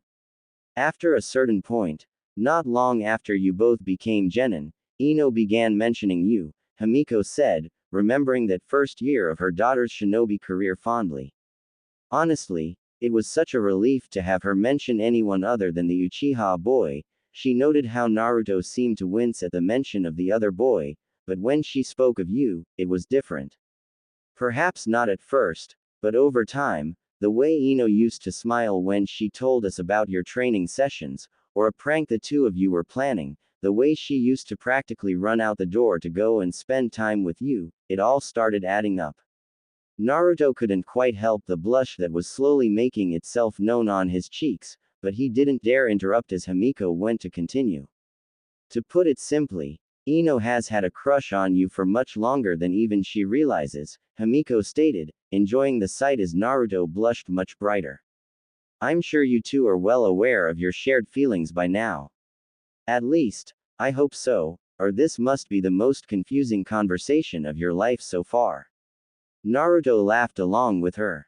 You'd be surprised with some of the conversations I've had, he said jokingly, trying and failing to distract himself from the main point being brought up. I do care about Ino, a lot. But, you're scared, she surmised, to which he nodded. That's normal. Everyone gets a little scared about such things, especially with your line of work. There is a lot of constantly changing factors, risks to be taken into account. A shinobi's life is not a simple thing when you add love to the mix. Which is why I'm glad we have this little moment together, just the two of us. I've wanted to talk to you for some time now. You have. Naruto asked, his mind already working overtime to find the worst possible outcome. While normally he was treated as an annoyance, or outright disregarded, Naruto wasn't a stranger to the concept of being let down gently.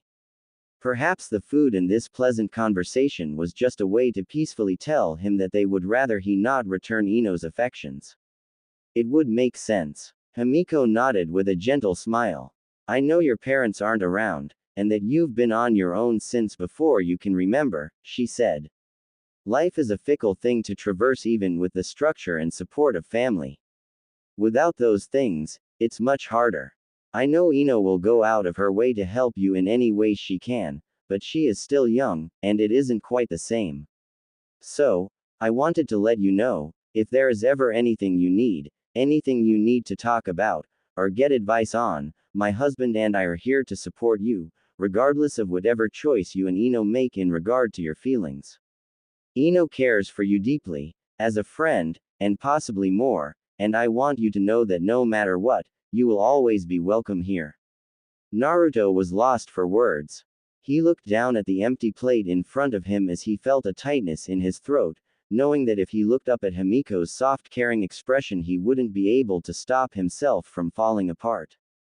The emotional turmoil of last night still hadn't fully died down, and this moment was not helping in the slightest.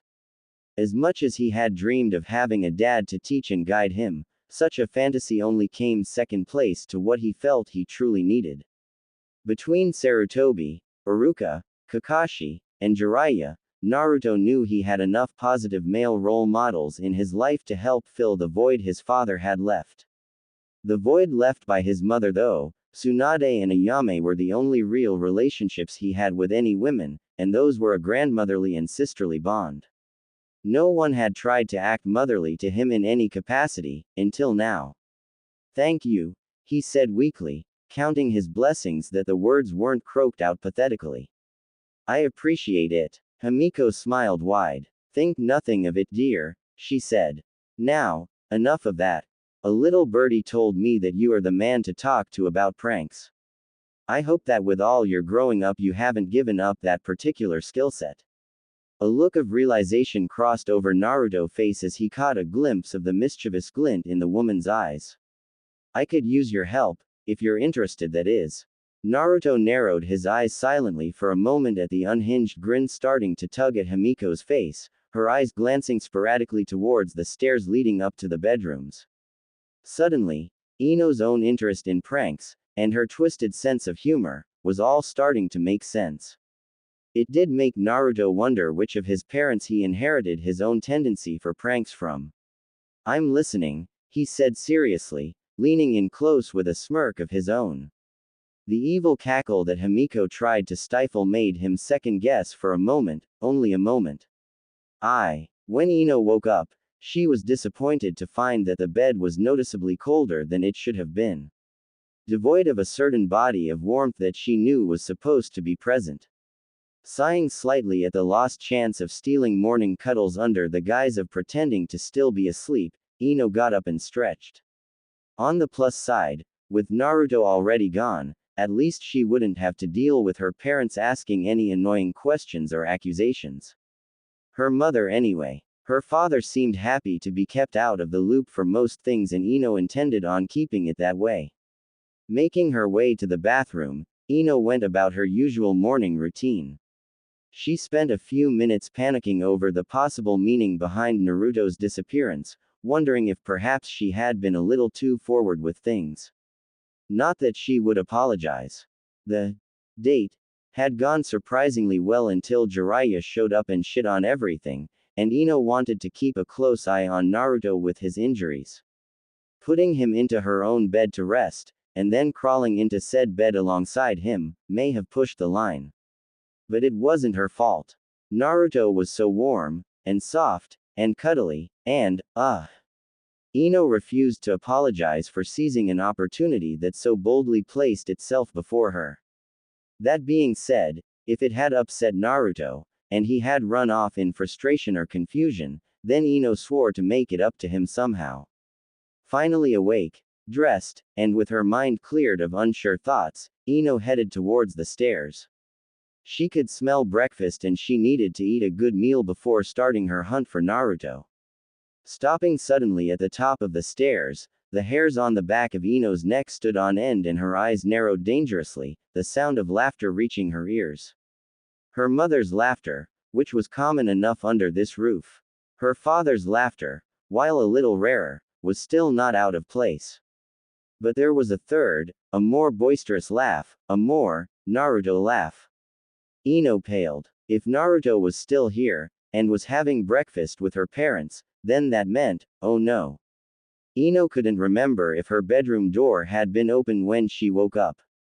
She didn't know when Naruto might have woken up, when her parents had woken up. Dealing with Naruto waking up to his own compromising position would be an easy problem for Ino to solve, but if either of her parents had caught sight of Naruto in her bed after she promised to set him up in the spare room, well, going missing Nin wasn't a terrible idea compared to dealing with the embarrassment that was her family.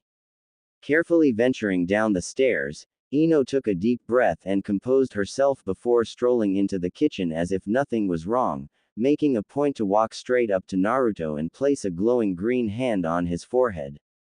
Good to see you're up, she said cheerfully. How do you feel? Any lasting pain? Headache? Naruto shook his head and grinned. Nope. Just a few aches here and there, he answered. Once I get that seal pervy sage put on me fixed up, I'll be good in a few hours anyway. Thanks for healing me though. I appreciate it. Ino rolled her eyes and pulled her hand back with a nod. He wasn't lying at least. Almost all of his injuries had healed overnight, the medical freak of nature that he was. Anytime, she said, taking a seat next to him and assessing the room. Her mother was smiling at her in a way that made Ino feel uneasy, but her father didn't seem off in any way, unless you took into account his curious glances between both Naruto and Ino. Obviously, he had questions, even if he wasn't jumping to any conclusions just yet. It wasn't until her mother and Naruto shared an almost unnoticeable look, the tiniest hints of matching smirks on their faces, that Ino realized something was terribly wrong. Fuckery is afoot. How did you sleep, sweetie? Himiko asked Ino, giving her a knowing look. Warm enough. How are your pillows holding up? Is it time to get you some new ones perhaps? Ino struggled not to roll her eyes. Perfect. So, her mother had caught her and Naruto in bed, or at least knew what the sleeping arrangement had been. That was manageable. Looking to her father, Ino was relieved to find him only half paying attention to the conversation, focused mostly on his morning coffee. I slept well. My pillows are fine, thank you, she replied, leveling a stern look at her mother that screamed, I will end you. Sadly, that only proved to provoke the woman further. And how about you, Naruto? Himiko asked. Did you sleep well? Please, do let us know if any of our hospitality is lacking. We'd hate to know that you didn't get a good rest under our roof. With the power of pranks far outweighing his own embarrassment, Naruto was able to completely abolish the blush that wished to grace his face. I slept great, he exclaimed cheerfully, grinning wide at Ino and making the girl blush. You guys have really warm blankets. Super soft too. You'll have to tell me where you got them. I need one. Ino failed to fight down the glowing redness in her cheeks as the heat of her embarrassment moved up her neck. You too, she hissed mentally, glaring at Naruto and Himiko with realization and the promise of womanly fury. She was ecstatic, in a way, that her mother and hopeful future boyfriend were apparently getting along like old friends. Ino was, however, also enraged at the understanding that the two were working together against her. How dare they? Why would they do this to her? Or, more importantly, what the hell were they playing at? Glancing back at her father, Ino was a little less relieved to find the man looking questioningly at Naruto. Even with his early morning sleep-riddled mind, the way his wife and house guest were talking was too strange to ignore. They are just the cheap ones from the store, Inoichi said. You can get better ones almost anywhere. Naruto's grin grew wider. Oh, well, it felt expensive last night, he said, side-eyeing Ino. Special, Even. Ino accidentally let a growl escape her, earning 3 worried looks, although 2 of them were noticeably less worried than they ought to be. Everything okay, Ino? Naruto asked. You aren't still upset about last night, are you? What happened last night? Inoichi asked curiously. Ino jumped at the opportunity to take control of the situation at hand. Oh, right. We live far enough away that you wouldn't have felt anything, she said quickly. Naruto found out that Jiraiya is his godfather, and when Jiraiya got back to the village last night, they had a bit of a fight and destroyed a training ground. Made a big scene about it too. Smirking as her father nodded, accepting her little explanation, she turned smugly to Naruto. And no, I'm not still mad about that.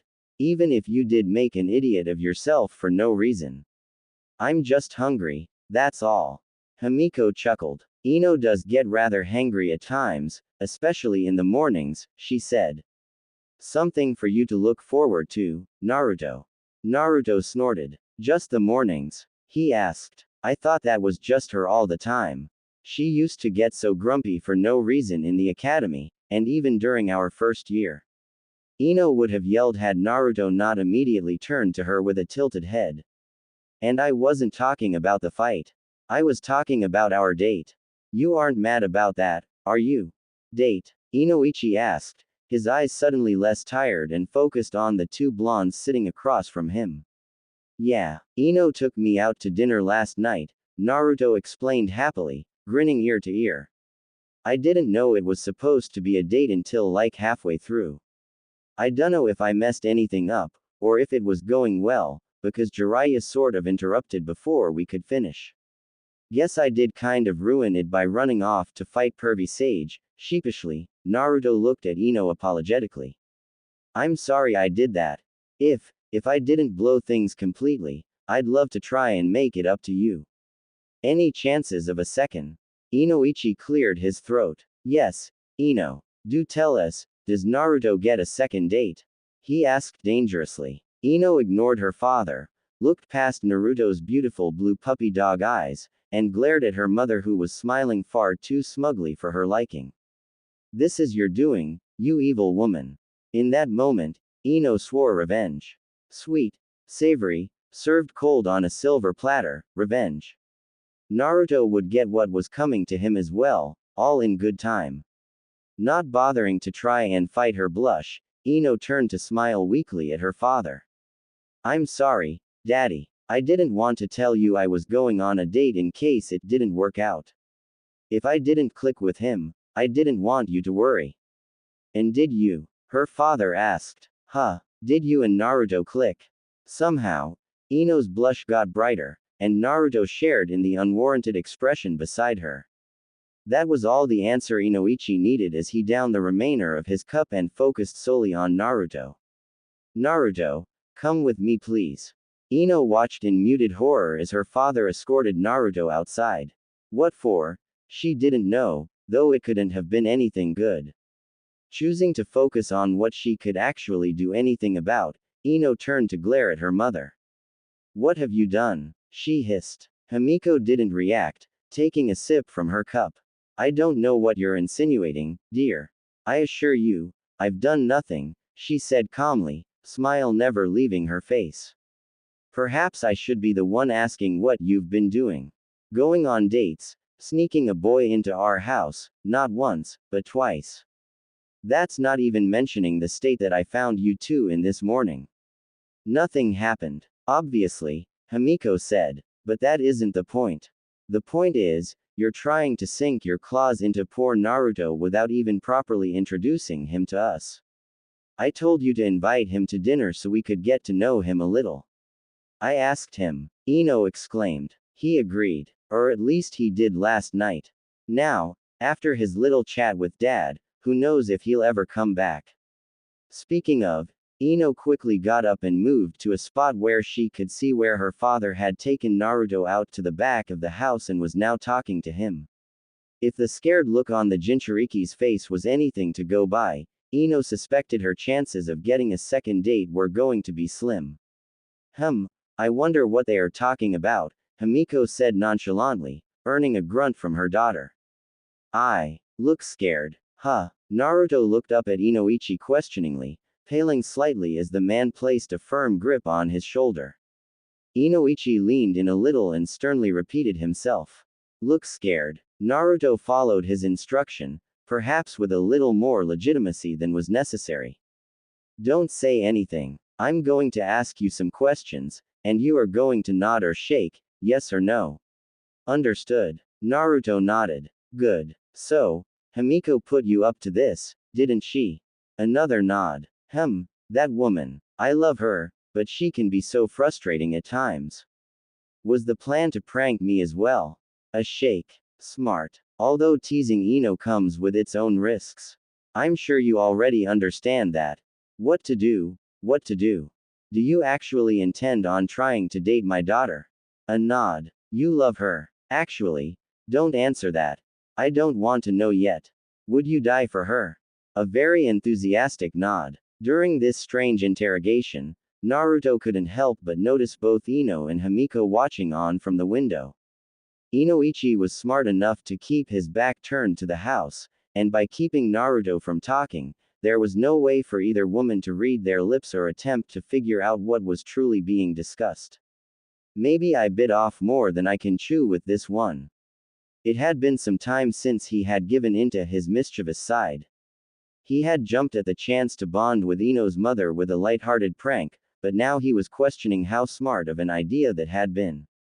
Thinking before acting was not something he was widely known for. Look, you're a good kid, Naruto, Inoichi said. I know it, Himiko knows it, and Ino knows it. She cares about you a lot. Has for quite a while now actually. I'll be honest, when the Hokage called me into his office that night, all those years ago, and I learned what my daughter had done to you, I never would have expected things to turn out the way they have. You put your trust in Ino, in me and my clan.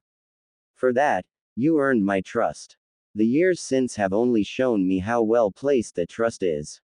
You're growing into a fine young man and a shinobi this village can truly be proud of, who your parents would be proud of.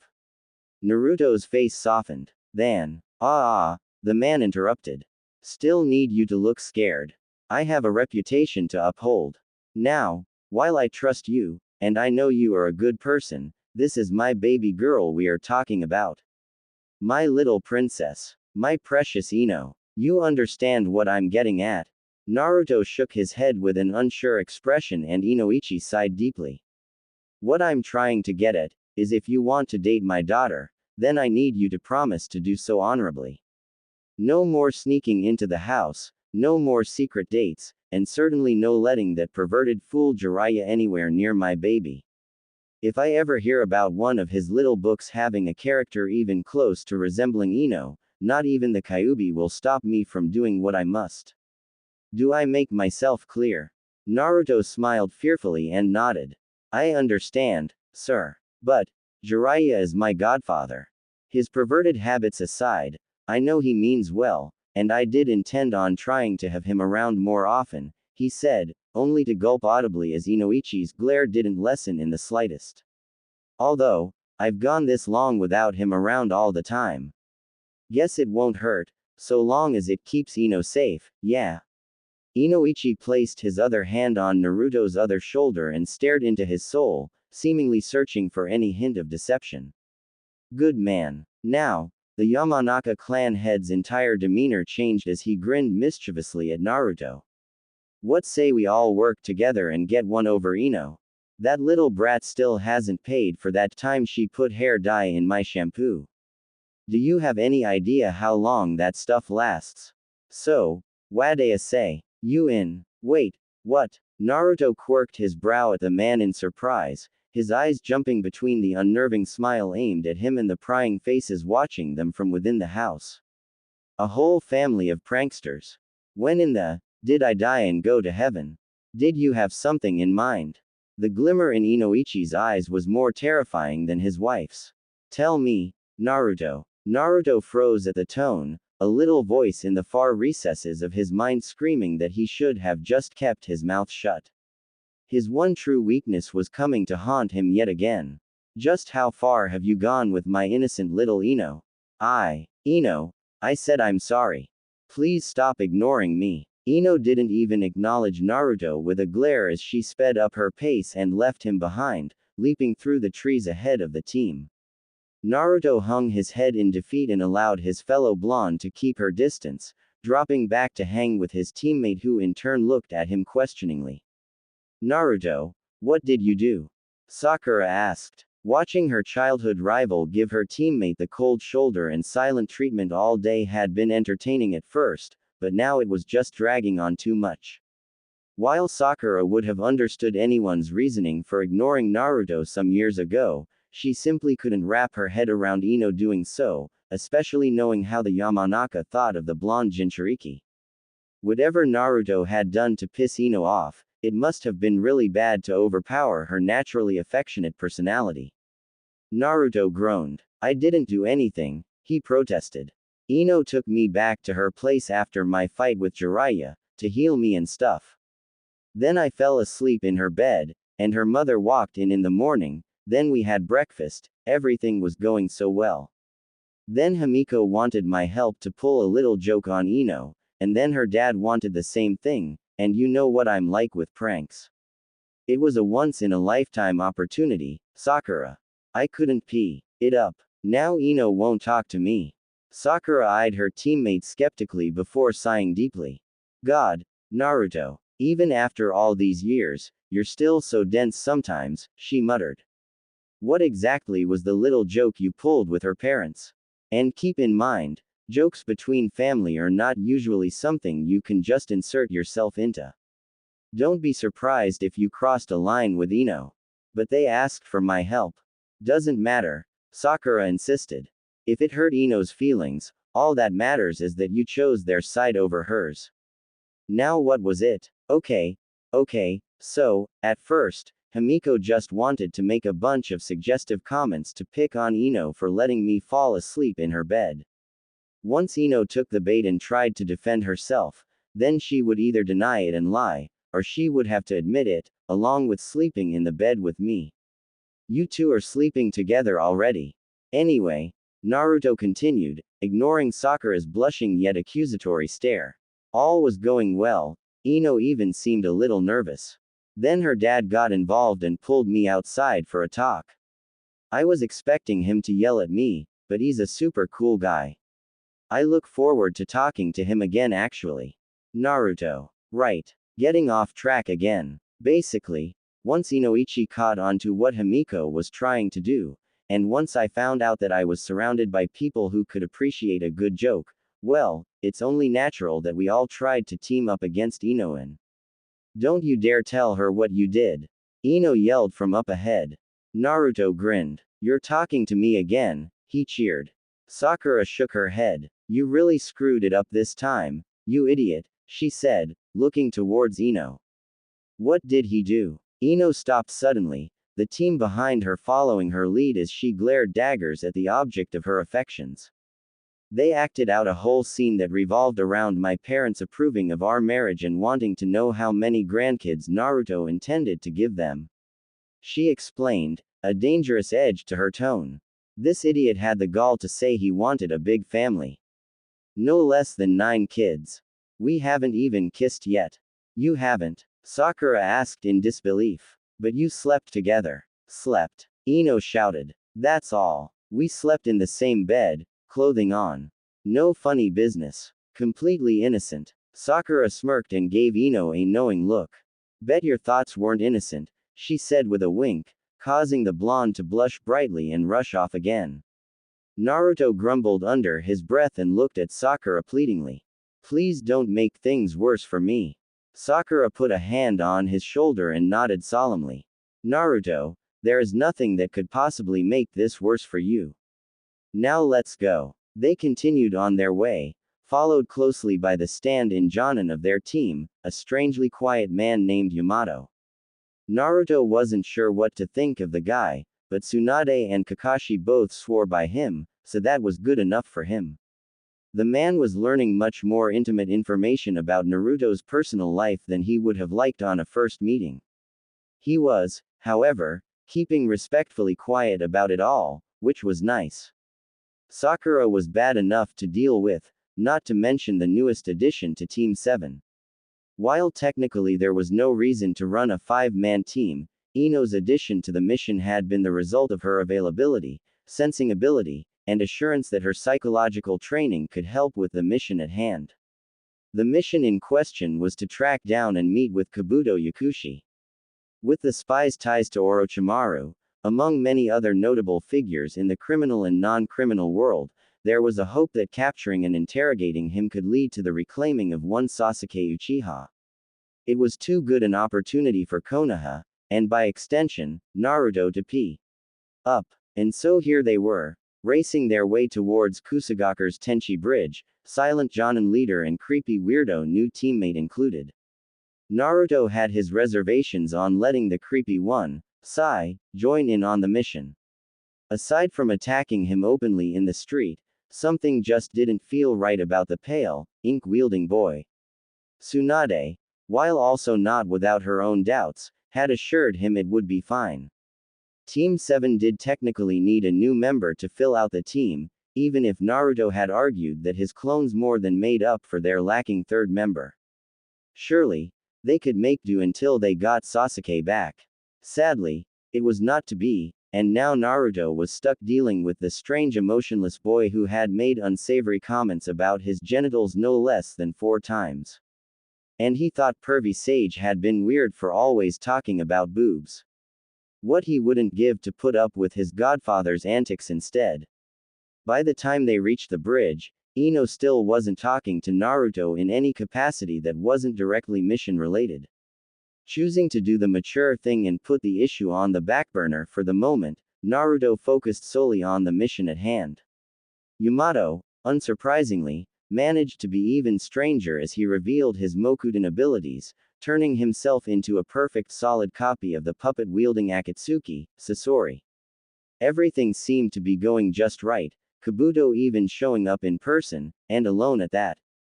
Or so they thought. From their hidden vantage points, overlooking the exchange on the bridge, none of the team were close enough to act when Kabuto attacked and was quickly joined by none other than Orochimaru. As the team all gathered on the bridge to aid their leader, the idea of retreat crossed all their minds. Well, what a pleasant surprise, Orochimaru said, eyeing the team and licking his lips before focusing on Naruto. If it isn't little Naruto. I've heard so much about you. Sasuke has been nothing if not forthcoming with his opinions on you, and his intentions for your future. Where is Sasuke? Naruto demanded. What have you done with him? Orochimaru smiled in a way that made everyone uncomfortable. I have done nothing but guide his rage, mold his natural talents into what they so deeply desired to become. With my help, Sasuke has become the perfect weapon, a true example of what a shinobi should be, both body and mind. Though, seeing you here, still alive after your last bout with my precious apprentice, I do have to wonder, which of you is stronger right now? Kukuku, I'm sure Sasuke would be delighted to find out. Don't listen to him, Naruto, Yamato said, clutching his wounded arm and glaring at the man who made him the way that he was. Everything he says, anything he does, is all specifically to get in your head, under your skin. Don't give him the satisfaction. Naruto grit his teeth as he felt the rage inside him begin to boil. It had been enough to stoke his flames when Orochimaru explained his connection to Yamato just before, how he had experimented on the man as a child and twisted his body in an attempt to recreate the first Hokage's Kekkei Genkai, but to have the snake mention Sasuke as well. There was no shortage of twisted things Naruto's mind could conjure up that Sasuke might have been put through. It wasn't until Ino silently put a hand on his shoulder that he felt his control truly take hold, the Kyuubi's power and rage sitting just behind a threshold that Naruto needed only open and let free. Your words wound me, Orochimaru said. I would never deceive my former teammate's own apprentice. Not when his blood is what mine so desperately needs to continue on his path. If you truly wish to find him again, you need only come with me, Naruto. But I cannot promise you will survive the encounter. Naruto, Ino said softly, her grip on his shoulder tightening slightly. Naruto didn't need to look back at her to understand. Ino had made her opinion on Sasuke very vocal, especially to him. While she herself would never go out of her way to try and get the Uchiha back, she had promised to help Naruto and Sakura wherever possible, though she would often try and dissuade them of the idea of hunting down Sasuke after everything he had done. Right now, it didn't take a genius to know that Ino was not liking where this was going, or the fact that Naruto was reacting so much in this moment. Naruto had promised he wouldn't risk his life for Sasuke's, and Ino was making sure he stood by his word. "I'll survive just fine," Naruto growled. "Just point me in the right direction, and make sure you say your goodbyes, because once I kick his ass, he's coming back with us." Still so confident, Kabuto muttered. "Too bad you don't have the skill to back it up. Get over here and I'll show you just how much skill I do have." No sooner had the words left his mouth was Naruto staring straight at the grinning face of Orochimaru, now mere feet in front of him. "Gladly," the snake Sannin hissed, his mouth opening wide as a snake erupted from his throat, a sword emerging from its own mouth as it sprung forward. Naruto brought his hands up ready when at the last minute the serpent twisted and coiled itself, turning its aim to beside and behind him. Naruto felt the warm spray on his cheek before he could turn his head, smelt the coppery liquid stain the air, heard the pained yelp, all the while staring into Orochimaru's excited eyes. The sadistic shine in those sickly yellow pools of filth reflected in them the image of what the snake had done. Naruto saw it clear as day, his pupils collapsing into blood red. For all his training, all his preparations, nothing could have prepared him for the actual feeling associated with seeing someone dear get hurt like that, right in front of him, when he was too slow or powerless to stop it. He hadn't been able to control himself when he saw Gaara, and he wasn't faring any better now. Naruto didn't turn to make sure Ino was okay. He didn't think to. He didn't think anything. In his mind, only two knowns swirled around unimpeded. 1. Ino had gotten hurt, or worse, and he had let it happen. And 2. Orochimaru needed to die, right here, right now. Before the Sannin's sword could pull free from its victim, Naruto's hand was already wrapped around the gleeful man's throat, fingers tipped with claws, and shrouded in chakra that burnt both of their skin on contact. Orochimaru's eyes shone with anticipation as he looked deep into Naruto, no longer faced with the confident Jinchuriki from moments before. "Yes. Show me your strength, Naruto. Show me the Kyuubi's power.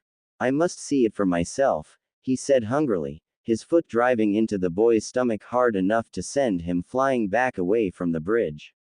His jaw unhinged as a fresh new Orochimaru crawled out, free of the chakra burns and claw marks on his neck, already salivating at the chakra presence in the air and paying no heed to the team around him.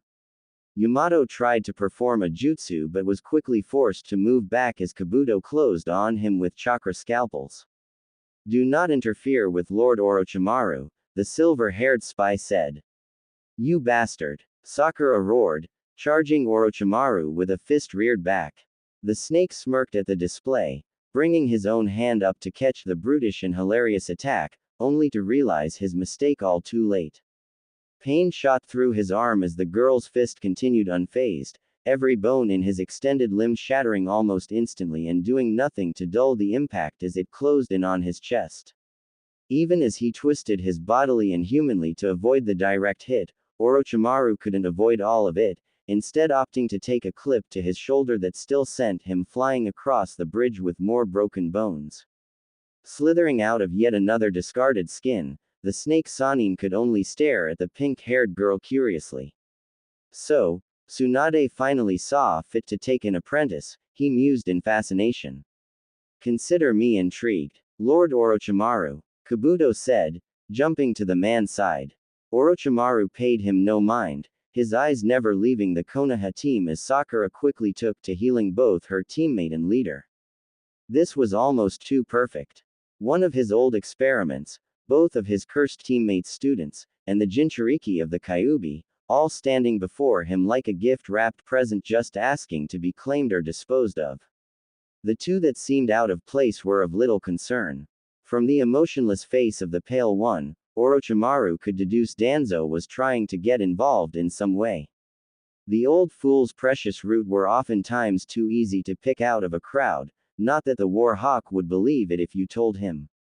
No matter. Orochimaru knew he could just kill the boy if Danzo's intentions were anything but beneficial to him. The snake was quick to turn his eyes to the blonde girl he had stabbed.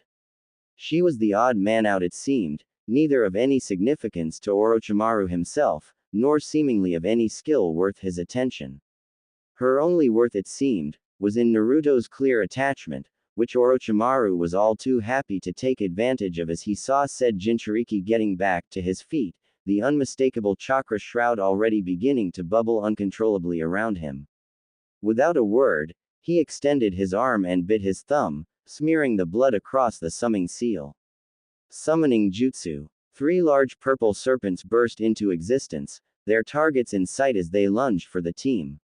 Orochimaru looked forward to seeing just what young Naruto was capable of when nothing held him back. Ino was the first to act, pushing Sakura away from her, feeling more than healed enough to move, and racing through her own hand seals before biting her thumb and slamming her hands down on the bridge. Summoning Jutsu. The snakes that were charging them were consumed by the much larger plume of smoke that threatened to envelop the bridge entirely. Only the pained hissing of the snakes, and the groaning of the wooden structure beneath them gave any indication as to what was going on. The smoke was quick to clear, revealing a 4th snake, much larger than the 3 Orochimaru had summoned, and beautifully colored with diamond-like patterns adorning its scales.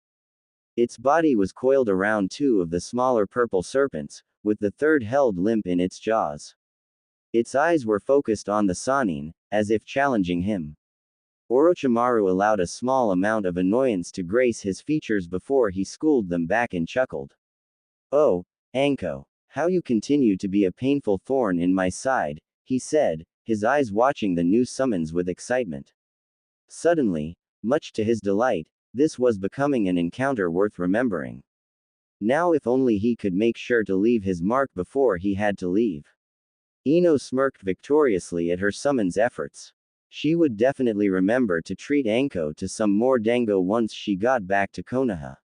Her good mood was short-lived, however, as a twisted feeling of hatred and rage began to boil from within her. Turning back to where Naruto was, her eyes widened as she was met with sight of him hunched over on all fours, red chakra pouring out of him. "Yamato!" she yelled, jumping up with the intentions of running to Naruto's side. "No," Yamato said quickly, putting himself between his team and Naruto. "You 3 handle them. I'll take care of Naruto." Ino wanted to argue. With Orochimaru now in the mix, there was no logical reason to continue the mission. None of them were equipped to deal with a Sannin. Nevertheless, she complied, knowing from her own experience and training that Yamato was likely the only person who could help Naruto right now. It was, after all, part of the reason she had been sent along with him on this mission. Tsunade was a trusting woman, but after Naruto's incident during the cage's retrieval, and his little stunt with Jiraiya, there were questions about his mental state and control over the Kyuubi. Ino wanted to stand by Naruto 100%, vouching for him in any way she could. Her family training kept her from doing that. Ino knew Naruto, what he was like, how his life had been, how it still was. There would always be a risk factor with him, no matter how much she wished there wasn't. As such, Ino had been allowed to tag along. Partly because she could already work well with Yamato, and also because of her unique status as a pseudo-Jinchuriki. She had no idea how that could be of any help just yet, aside from being able to feel how bad Naruto's control was getting through their apparent connection. As it stood, he was still holding out, though Ino could feel his control slipping for some reason. Maybe her tagging along had been a bad idea, especially considering the pair's recent disagreement. As lighthearted as Ino had intended their squabble to be, she should have known better than to mess with anyone's emotions while out on the field. "Yes, please, do try and finish your mission," Orochimaru said, licking his lips. "I wonder which of your senseis will miss you the most." Don't disappoint me. While Sai remained as unreadable as usual, both Ino and Sakura could only gulp as they realized just what was being expected of them. Ino's summon coiled up defensively in front of the trio, yet even with superior numbers, the sensation of being truly outmatched wouldn't go away. Yamato weaved the necessary hand seals, and from the ground around Naruto grew several large pillars of wood, encircling him and trying desperately to suppress the Kyuubi's chakra. It was a good thing he had gotten so much practice with Ino, though in this moment he was realizing just how different it was with the real deal. Suppressing Ino had been a walk in the park once he figured out the how, but Naruto, containing the full Biju, was proving a challenge. It was like trying to build a dam without diverting the water first, with the weight of the ocean behind it. Yamato wasn't sure he would have any hope if it weren't for the first Hokage's necklace acting as an anchor for his jutsu. Come on, Naruto, Yamato groaned, already straining under the pressure. He was only barely stopping the third tail of the Biju cloak from forming. If it grew beyond that, reel it in. Control it. I'm trying, Naruto growled, clawing at his stomach.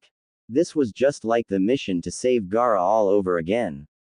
Despite all his training, all his progress with the fox, it was still so easy for him to lose control. Was he really that weak? What the hell are you doing? He called out through his mind. Nothing, the fox answered boredly. My chakra is merely the amplifier for your own shortcomings. You cannot expect to control my power without first learning to control yourself. This is your fault. Resolve it yourself. Naruto waited for more, only to realize that the fox was done talking, the connection severed from the beast's end. Stupid fox. That was helpful. Fingers digging into the dirt, Naruto did idly wonder just how it was that Yamato happened to have a technique that was attempting to suppress the Kyuubi. Not that he was complaining. He was just curious, well, as curious as one could be when an ungodly amount of bloodlust soaked through every fiber of their being. He let out a pained sigh as he felt the chakra ease ever so slightly, no longer trying to force itself upon him and take over. As soon as he relaxed into the idea that he wouldn't lose control again, he wished he hadn't. With his relaxation and the initial suppression of the Kyuubi's chakra, came a clarity to the world around him. With that clarity, Naruto was able to refocus on the battle on the bridge, remembering just what it was that had set him off to begin with. He should have waited. Watching on helplessly, there was nothing he could do as Ino's summons was effortlessly dispelled, both Sakura and Ino being put on the defensive by Orochimaru himself while Sai was kept at bay by Kabuto. Naruto clawed at one of the wooden pillars, desperate to get back into the fray and keep his friends from getting hurt. With each of his teammates' efforts being thrown back in their faces by a superior opponent, Naruto felt his control slip more and more, drawing out the suppression and prolonging his absence from the battle. Calming down seemed impossible. Then, as if watching fate's twisted sense of humor play out right in front of him, Naruto watched as the Sannin summoned once again, briefly hidden by the smoke until it cleared to reveal large snakes coiled around both girls. Orochimaru's sword pressed firmly to Ino's throat as he faced Naruto eagerly. From his place still holding the suppression jutsu, Yamato could only curse under his breath. This whole mission was a mistake. Ino knew she had fucked up the moment she and Sakura were the ones left to fight Orochimaru.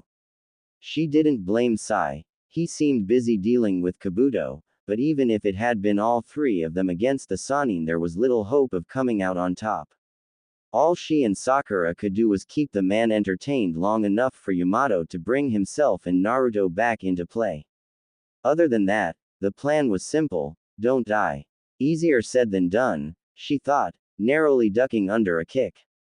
It was clear that Orochimaru was playing with them, being able to keep up with Ino's speed and masterfully avoid or redirect Sakura's heavy hits. Such was to be expected.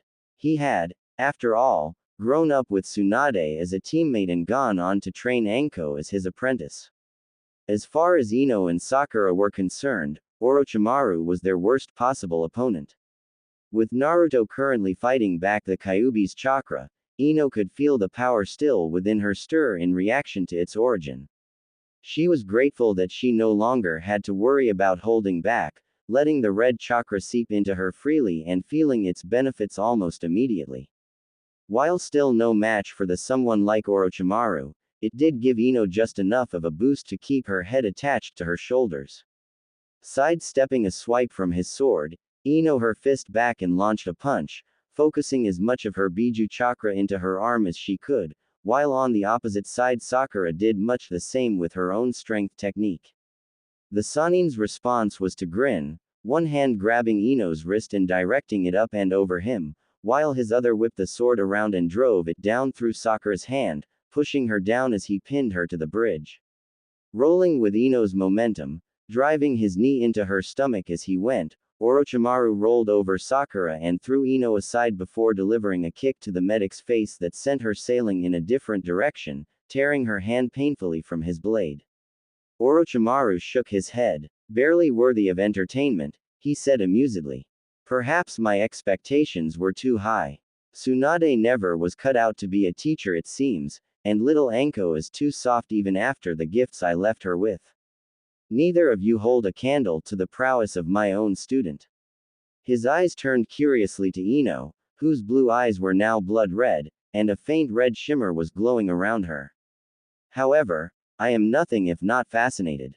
Ino bared her slightly sharpened teeth as she charged again, hoping to give Sakura enough time to heal her hand before rejoining the fight. Fuck you, she screamed, lashing out with a series of kicks and punches. Each strike was effortlessly dodged or countered. It made sense. Anko had helped Ino perfect her taijutsu, but at its core it was still a combination of the generic Konoha style and the snake style Orochimaru had taught to Anko.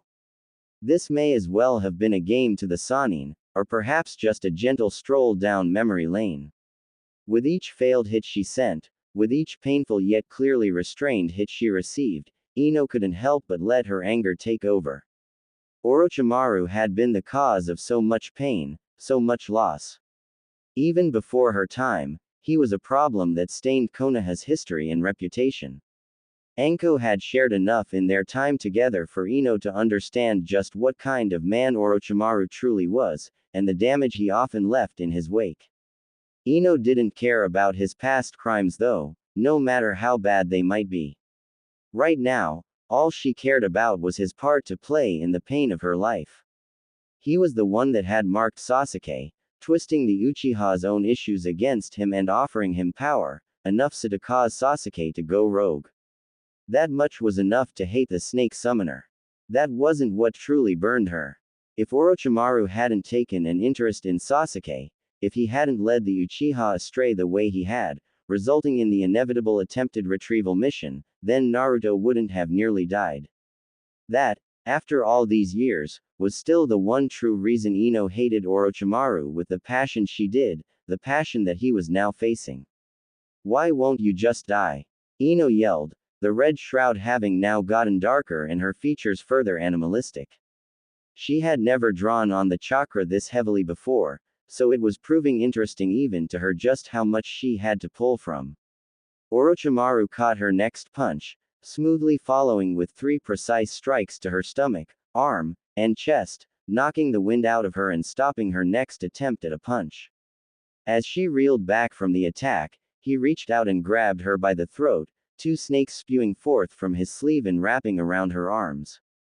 Simple, my dear, he said, chuckling softly as he eyed her up like a valuable gemstone. I have transcended death. I am no longer bound by such pitiful restraints, and in time, all other restraints will learn their place behind me as I claim what is rightfully mine. Ino smirked, even as his grip tightened and the snakes wrapped around her threatened to crush her. Is one of those restraints underestimating people? She asked. Without waiting for him to respond, Ino channeled her chakra into her long braid, which was thankfully not caught up in the snakes, whipping it around and aiming the poisoned Senbon at his throat. He caught it with his free hand, obviously, but Ino hadn't made a point to comment on his underestimation of her for no reason. As soon as he grabbed her braid, Ino grinned wickedly, her chakra flaring as she activated the series of tiny sealing scrolls hidden in her hair. In several plumes of smoke, her braid was riddled with Senbon, all jutting out in different directions, and each just as poisonous. Orochimaru's hand let go, now sporting a few parting gifts, and with her braid free again Ino thrashed it around, peppering the snakes with Senbon, making them dispel and forcing the Sannin to retreat quickly. Orochimaru sneered at the blonde as he withdrew the Senbon from his hand. The poison wouldn't affect him, but the insult to his skill had done enough damage. In all the fun he was having, toying with these children, he had allowed them to get more than one cheap trick over him. Never again. Glancing over to Kabuto, Orochimaru was surprised to see that he had come out victorious in his fight with the Pale One, though he was now carrying said boy on his shoulder. Orochimaru didn't care to take captives from this encounter, but a look from Kabuto was enough to tell him it was worth investigating, once they were safely away from the others that was. Gesturing to his sword, the blade heeded his command, and pulled itself free as it returned to his hand. Wiping more blood down the seal on his arm, he summoned 2 more snakes, this time not caring to waste time with theatrics.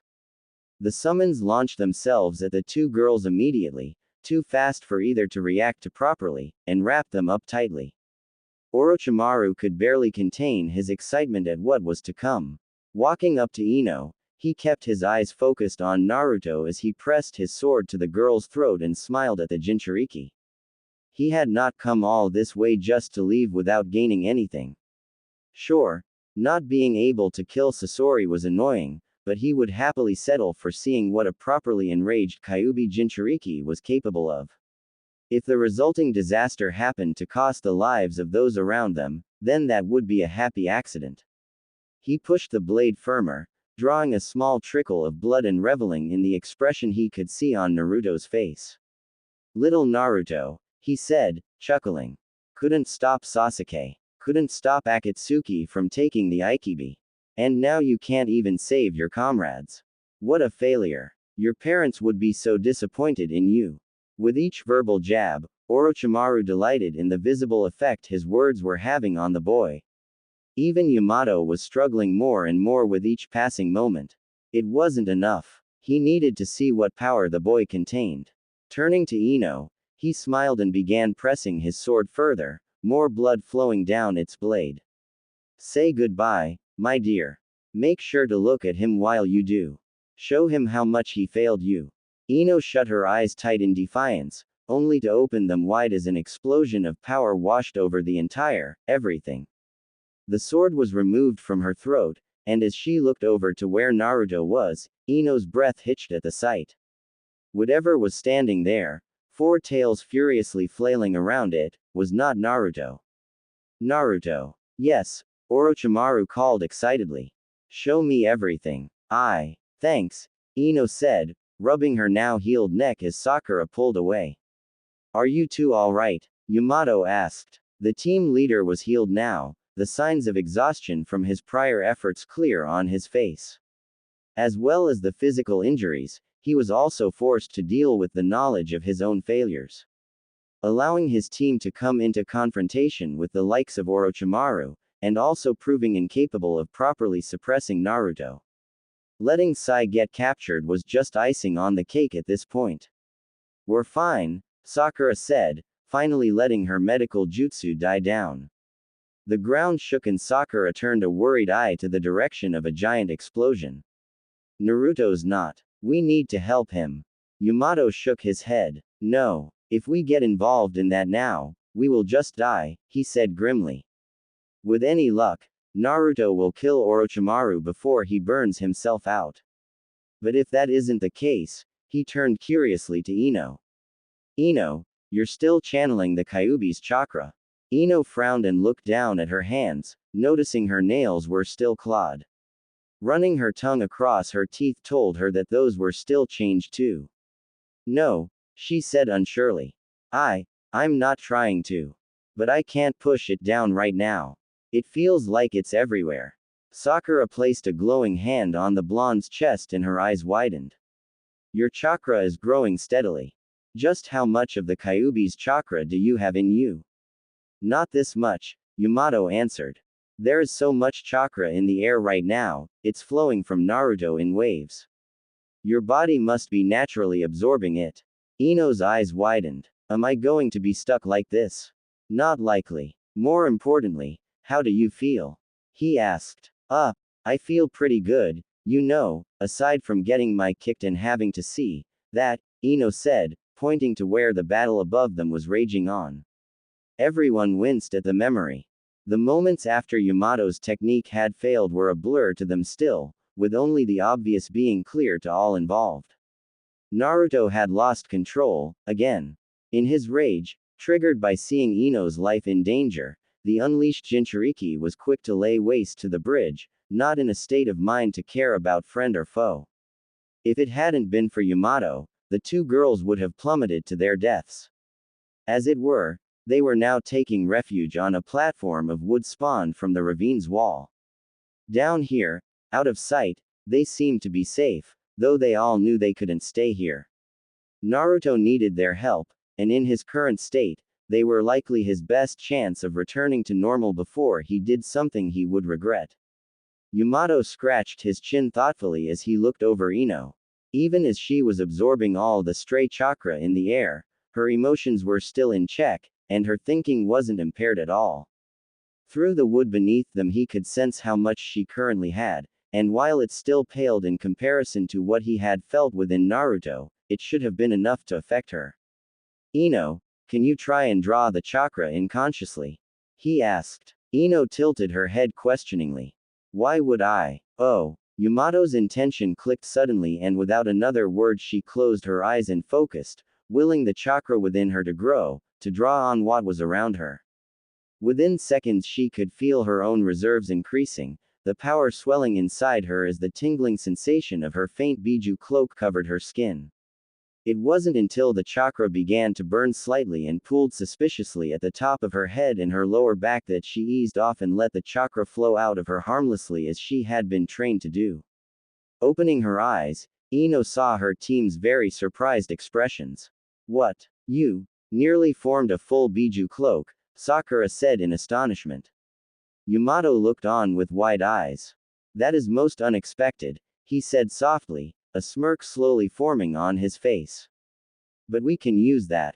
When an opportunity arises, I'll use my jutsu to contain and try to suppress the Kyuubi.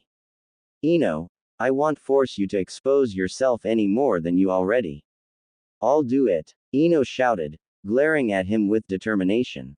Whatever it is, if it helps Naruto, I'll do it. Good. Once I have him pinned, I need you to get close and try and leech as much chakra from him as you can and disperse it out. My jutsu will do the rest, he explained before turning to the medic. Sakura, you saw as well as I did what that chakra is doing to him. Stay out of the way, keep safe, and when me and Ino get him under control, be ready to heal whatever damage is left. Understood, the medic said, offering a firm nod to her team. There was no questioning just how seriously Sakura took her role as a medic nin. Right. Let's get back up there. If we're lucky we can. Yamato trailed off as he and the girls looked up, watching as Naruto was sent sailing across the ravine by Orochimaru's sword, crashing heavily back on their side of the expanse. Move. They all jumped into action. Running up the wall and back to the surface, all three looked over the ravine, expecting to see Orochimaru following. It came with a small sense of reprieve that the Sannin had seemingly taken his chance to flee. As they felt the vile chakra encroaching on them, they cursed the snake for having childishly unleashed what he couldn't handle. Yamato was the first to charge, meeting Naruto with a series of large trees with many wooden hands branching out from them. While it drew his attention, the efforts were useless as his claws and tails tore through the forestry and he continued his charge. Ino stood to the side, waiting for her moment to jump in. When it became clear that Naruto would close the distance to Yamato too quickly, she leapt in, much to the shock of her team. Flaring her chakra, already drawing on that around her, Ino caught Naruto's full attention almost immediately. It was only after she pulled her stunt that she realized how stupid it was, like waving a red flag in front of a bull. She may as well have gone and challenged the Kyuubi directly, which wasn't even out of the realms of possibility considering her family jutsu. Rushing in, she rolled under his sweeping tails, Yamato erecting more constructs around her as she went, each one acting as a vital lifeline of defense against the suddenly vicious onslaught of chakra tails. With every dodge, with each strike blocked by wood, more and more of the Kyuubi's chakra spewed carelessly into the air. After a certain point, Ino didn't even need to focus on drawing in the foul chakra. Like gravity, the embers of power that hung in the air were simply drawn in, making her faster, stronger, more powerful by the second. She used this to her advantage, gaining distance quickly and trying to find an opening. Had anyone told Ino that this was something she would have to do in her life, she would have ordered a full psych evaluation on them. Nevertheless, here she was, trying to match a Jinchuriki. When did her life get so messed up? Ino jumped over another tail, smirking as it was stopped and quickly pinned to the ground by a wooden dragon. Now, Yamato called out. Ino didn't waste a second. She knew the process, if only because it had been used on her before.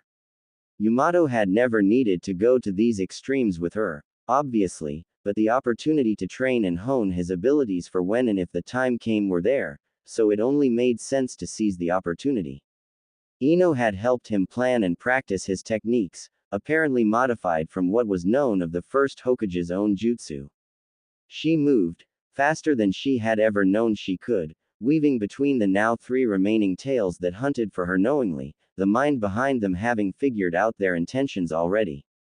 Pillars of spiked wood encircled the pair, a tendril of chakra extending from Yamato's hand and connecting to the necklace around Naruto's neck. Attention suddenly ripped away from her. Ino took her chance, and closed the distance between them, wrapping her arms tightly around Naruto and letting as much of the Kyuubi's chakra bleed into her as she could take, no matter how much it burned just to breathe this close to him. She remembered, of course, when it was that her life had begun spiraling so chaotically, allowing for such events to unfold with her caught in the middle. Ino would never forget that night. Tears stung her eyes before being burnt away by the chakra that now enveloped her completely as she recalled that night from years ago. Ino remembered everything about it. Her fear and frustration as she sought Naruto out, demanding answers, hoping for something, anything to use to justify her treatment of him in the years before. Instead, she had her eyes opened, her heart squeezed, and her mind changed, all in a simple conversation that ended with her tearfully clinging to the boy and apologizing. Not a scene too dissimilar to right now, minus the raging Biju shroud that was thankfully already being forced into submission. It burnt in ways Ino never expected. Her whole body, her thoughts, her chakra, everything may as well have been fire at this point. She couldn't expel the foul chakra quick enough to combat the ease at which it flowed into her, and every second with it inside of her was agony. Ino would never have known just how much Naruto suffered when he used the Kyuubi's chakra like this. He had told her of how it made him feel, how much he disliked relying on strength that wasn't his own, yet he never told her how much it hurt. Was he keeping that from her on purpose? Was it his idea of making sure she wouldn't worry about him? It would explain why he was so distraught at learning of her own share of the burden. Her grip tightened, keeping his arms pinned to his sides even as claws dug into her back. What amounted to only seconds felt more like painfully long minutes with the Kyuubi's chakra rushing through her mind. Eventually the power faded, leaving only pain and blood in its wake. Ino clung to Naruto, holding him up as the shroud evaporated from both of them and his strength left him. She would never let him go. Even as her own body screamed at her, begging for the relief of unconsciousness, she refused to let him fall. When Naruto finally blinked away the fog in his mind, his eyes returning to their beautiful blue color, Ino smiled through the pain and eased up on her tight hold. She watched as Naruto took in the sight around him, fighting through his own pain to process everything and catch up. It didn't take him long to figure out what had happened. As he looked at her with so much worry, so much concern, tears welling in his eyes, Ino simply continued to smile. She loved his smile, and she knew he wouldn't be able to smile right now, so she would just have to do it for the both of them. Ino almost faltered at the crack in his voice. She had no idea what kind of state she was in right now, not a very appealing one, no doubt. Certainly not the way she ever wanted Naruto to see her. Hey, she said. The pain far outweighed her desire to chuckle at her own ridiculous attitude in this moment.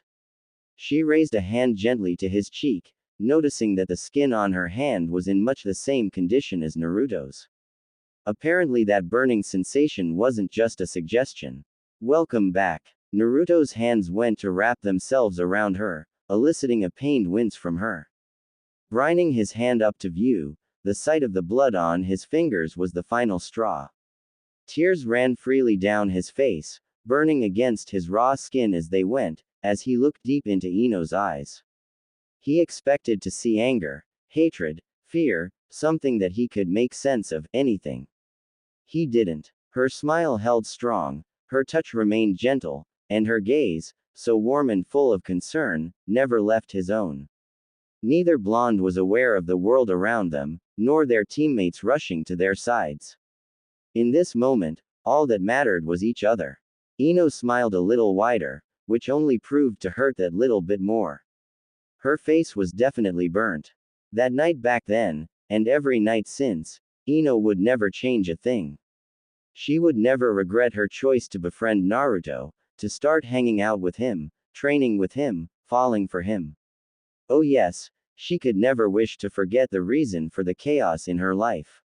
Naruto Uzumaki. The dead last. The idiot. The man she loved. Ino hugged Naruto a little tighter, despite Sakura now trying desperately to pry them apart. Healing could wait. Ino had a point to prove. She could see it in his eyes, the way he was waiting for her to step away, to remove herself from him like he was a leper. Ino wasn't about to give him the dissatisfaction of having his worries proved right. Naruto needed to know that no matter what he did, no matter how much others saw him as a monster, or how much he saw himself as one, Ino would never walk away. She wouldn't walk away, she wouldn't turn her nose up in disgust, or look at him with fear or anger or anything that could be interpreted as negative. Whether he liked it or not, Naruto was stuck with her now. And she would never let him go. For fuck's sakes, have your moment after I've healed you. Sakura yelled in frustration. Okay. Maybe she could let him go just this once. Naruto could still feel the burning within him. Even now, hours later, the Kyuubi's chakra continued to remind him of what had happened, of what he had done. As if he needed the reminder. He could still feel the blood on his hands, no matter how many times he had stopped to wash it off.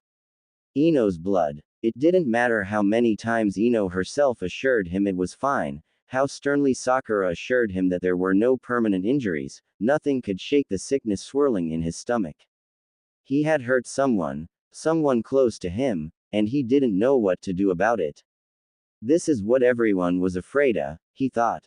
Memories of his childhood flooded his mind, the hateful stares, the avoidance, the fear. Maybe they were right all along. How could they not be? Who was he compared to the Biju within him? How could one person possibly hope to hold back such destructive power? Even with his years of training almost solely devoted to harnessing and controlling the Biju, control was still so easily lost. Four Tails was within his realm of management, he knew that, and yet it had taken him over completely, and in the process he had hurt one of the people he held so dear. Perhaps he truly was destined to become the monster everyone saw him as. Do not be so naive, the fox grumbled from within its cage.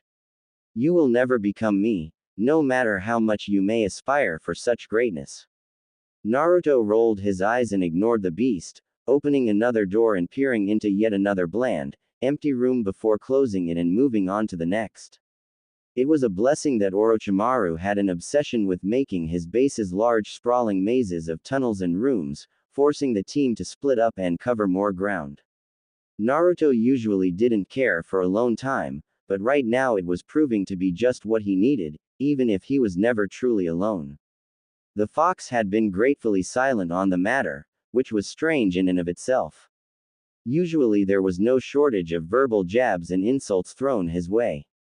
Something else must have been going on. The empty rooms continued as Naruto worked his way silently through the halls. His mind ventured to his teammates, wondering what they thought of him now.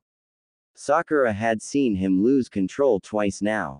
How could she trust him again, go on missions with him, train with him, knowing that he was just a bad mood away from possibly killing her? Would Team 7 even continue after this mission? Naruto figured it wasn't a coincidence that Yamato, with his surprise ability to suppress the Kyuubi, and Ino, who had apparently been training with Yamato to control her own chakra, had both been sent on this mission with him. He was thankful, however, for their efforts and preparations, as uneasy as it made him feel. Having stopped him from causing too much harm or damage, there was no way he could be mad at them for following orders. Still, the fact remained, it was clear now that he wasn't trusted to keep his cool alone out on a mission. As much as that annoyed him, Naruto knew only he was to blame. Tsunade had everyone's best interests to look out for. Regardless of how much her decisions and secrecy might have left him feeling like the odd man out, he couldn't argue with them or even blame her for thinking such actions were necessary. His actions had proven just how right Tsunade was to plan for the worst. What an idiot he had been. Slamming another door closed, he marched a little faster to the next. This seemingly endless search for Sasuke was getting on his nerves. It had been annoying enough to learn all the mess about Sai, now they had to run around in the worst game of hide-and-seek he'd ever played. Naruto didn't expect to find the Uchiha anyway. Sasuke had made it clear that he didn't want to be found or return to Konoha. As much as Naruto wanted to drag his old teammate kicking and screaming back home, he had other things on his mind right now. Another empty room. He stopped and took a deep breath. He couldn't afford to lose his temper again, especially not over something so minor. You're afraid. Naruto sighed and glared at a wall. What are you on about now? Anger is not your weakness. My power channels through all negative emotions, and I know that which is strongest in you, the Kyuubi growled. Your fear is what is making you so weak, so susceptible to my influence. And yet, your fear is so strong as to keep me from full control. Were it not, I'd have been able to avoid us injuring the girl. The fault is yours, and yours alone. You think I don't know that already? Naruto yelled, punching the wall and cracking the stone beneath his fist. He waited for more scolding, another reminder of his failure, but it never came. The fox chose to recede back into its domain and leave him alone with his thoughts, none of which were pleasant. At some point, Naruto began to wish he would run into Orochimaru again, if only to put an end to this maze. Naruto hated mazes. He was about to round another corner when the hairs on the back of his neck stood on end, the still air in the underground hallway shifting from behind him. Turning around was a mistake Naruto realized too late, his eyes meeting the red six-pointed star of a strange Sharingan before his body went stiff. You should have stayed far away from me. Naruto smirked, which only earned him a harsher glare from the eyes that now held him in place. Standing there, arrogant, and smug as could be, was Sasuke, staring him down with the same disgust and superiority complex that he always used to. You could take the Uchiha out of Konoha, but you can't make them humble, it seems. Sasuke scowled at Naruto, slowly drawing his sword from his back as his eyes threatened to burn a hole through the blonde. If only the Jinchuriki knew just how possible such an idea was with the Mangekyo aimed at him. I'll show you how foolish you were, Sasuke said, sword drawn as he stepped closer. To dare come for me, to try make a fool of me, to wear his face in my presence. Anger boiled into every word he said until he was spitting them at Naruto. Head tipped an eyebrow, Naruto could only offer an indignant, huh?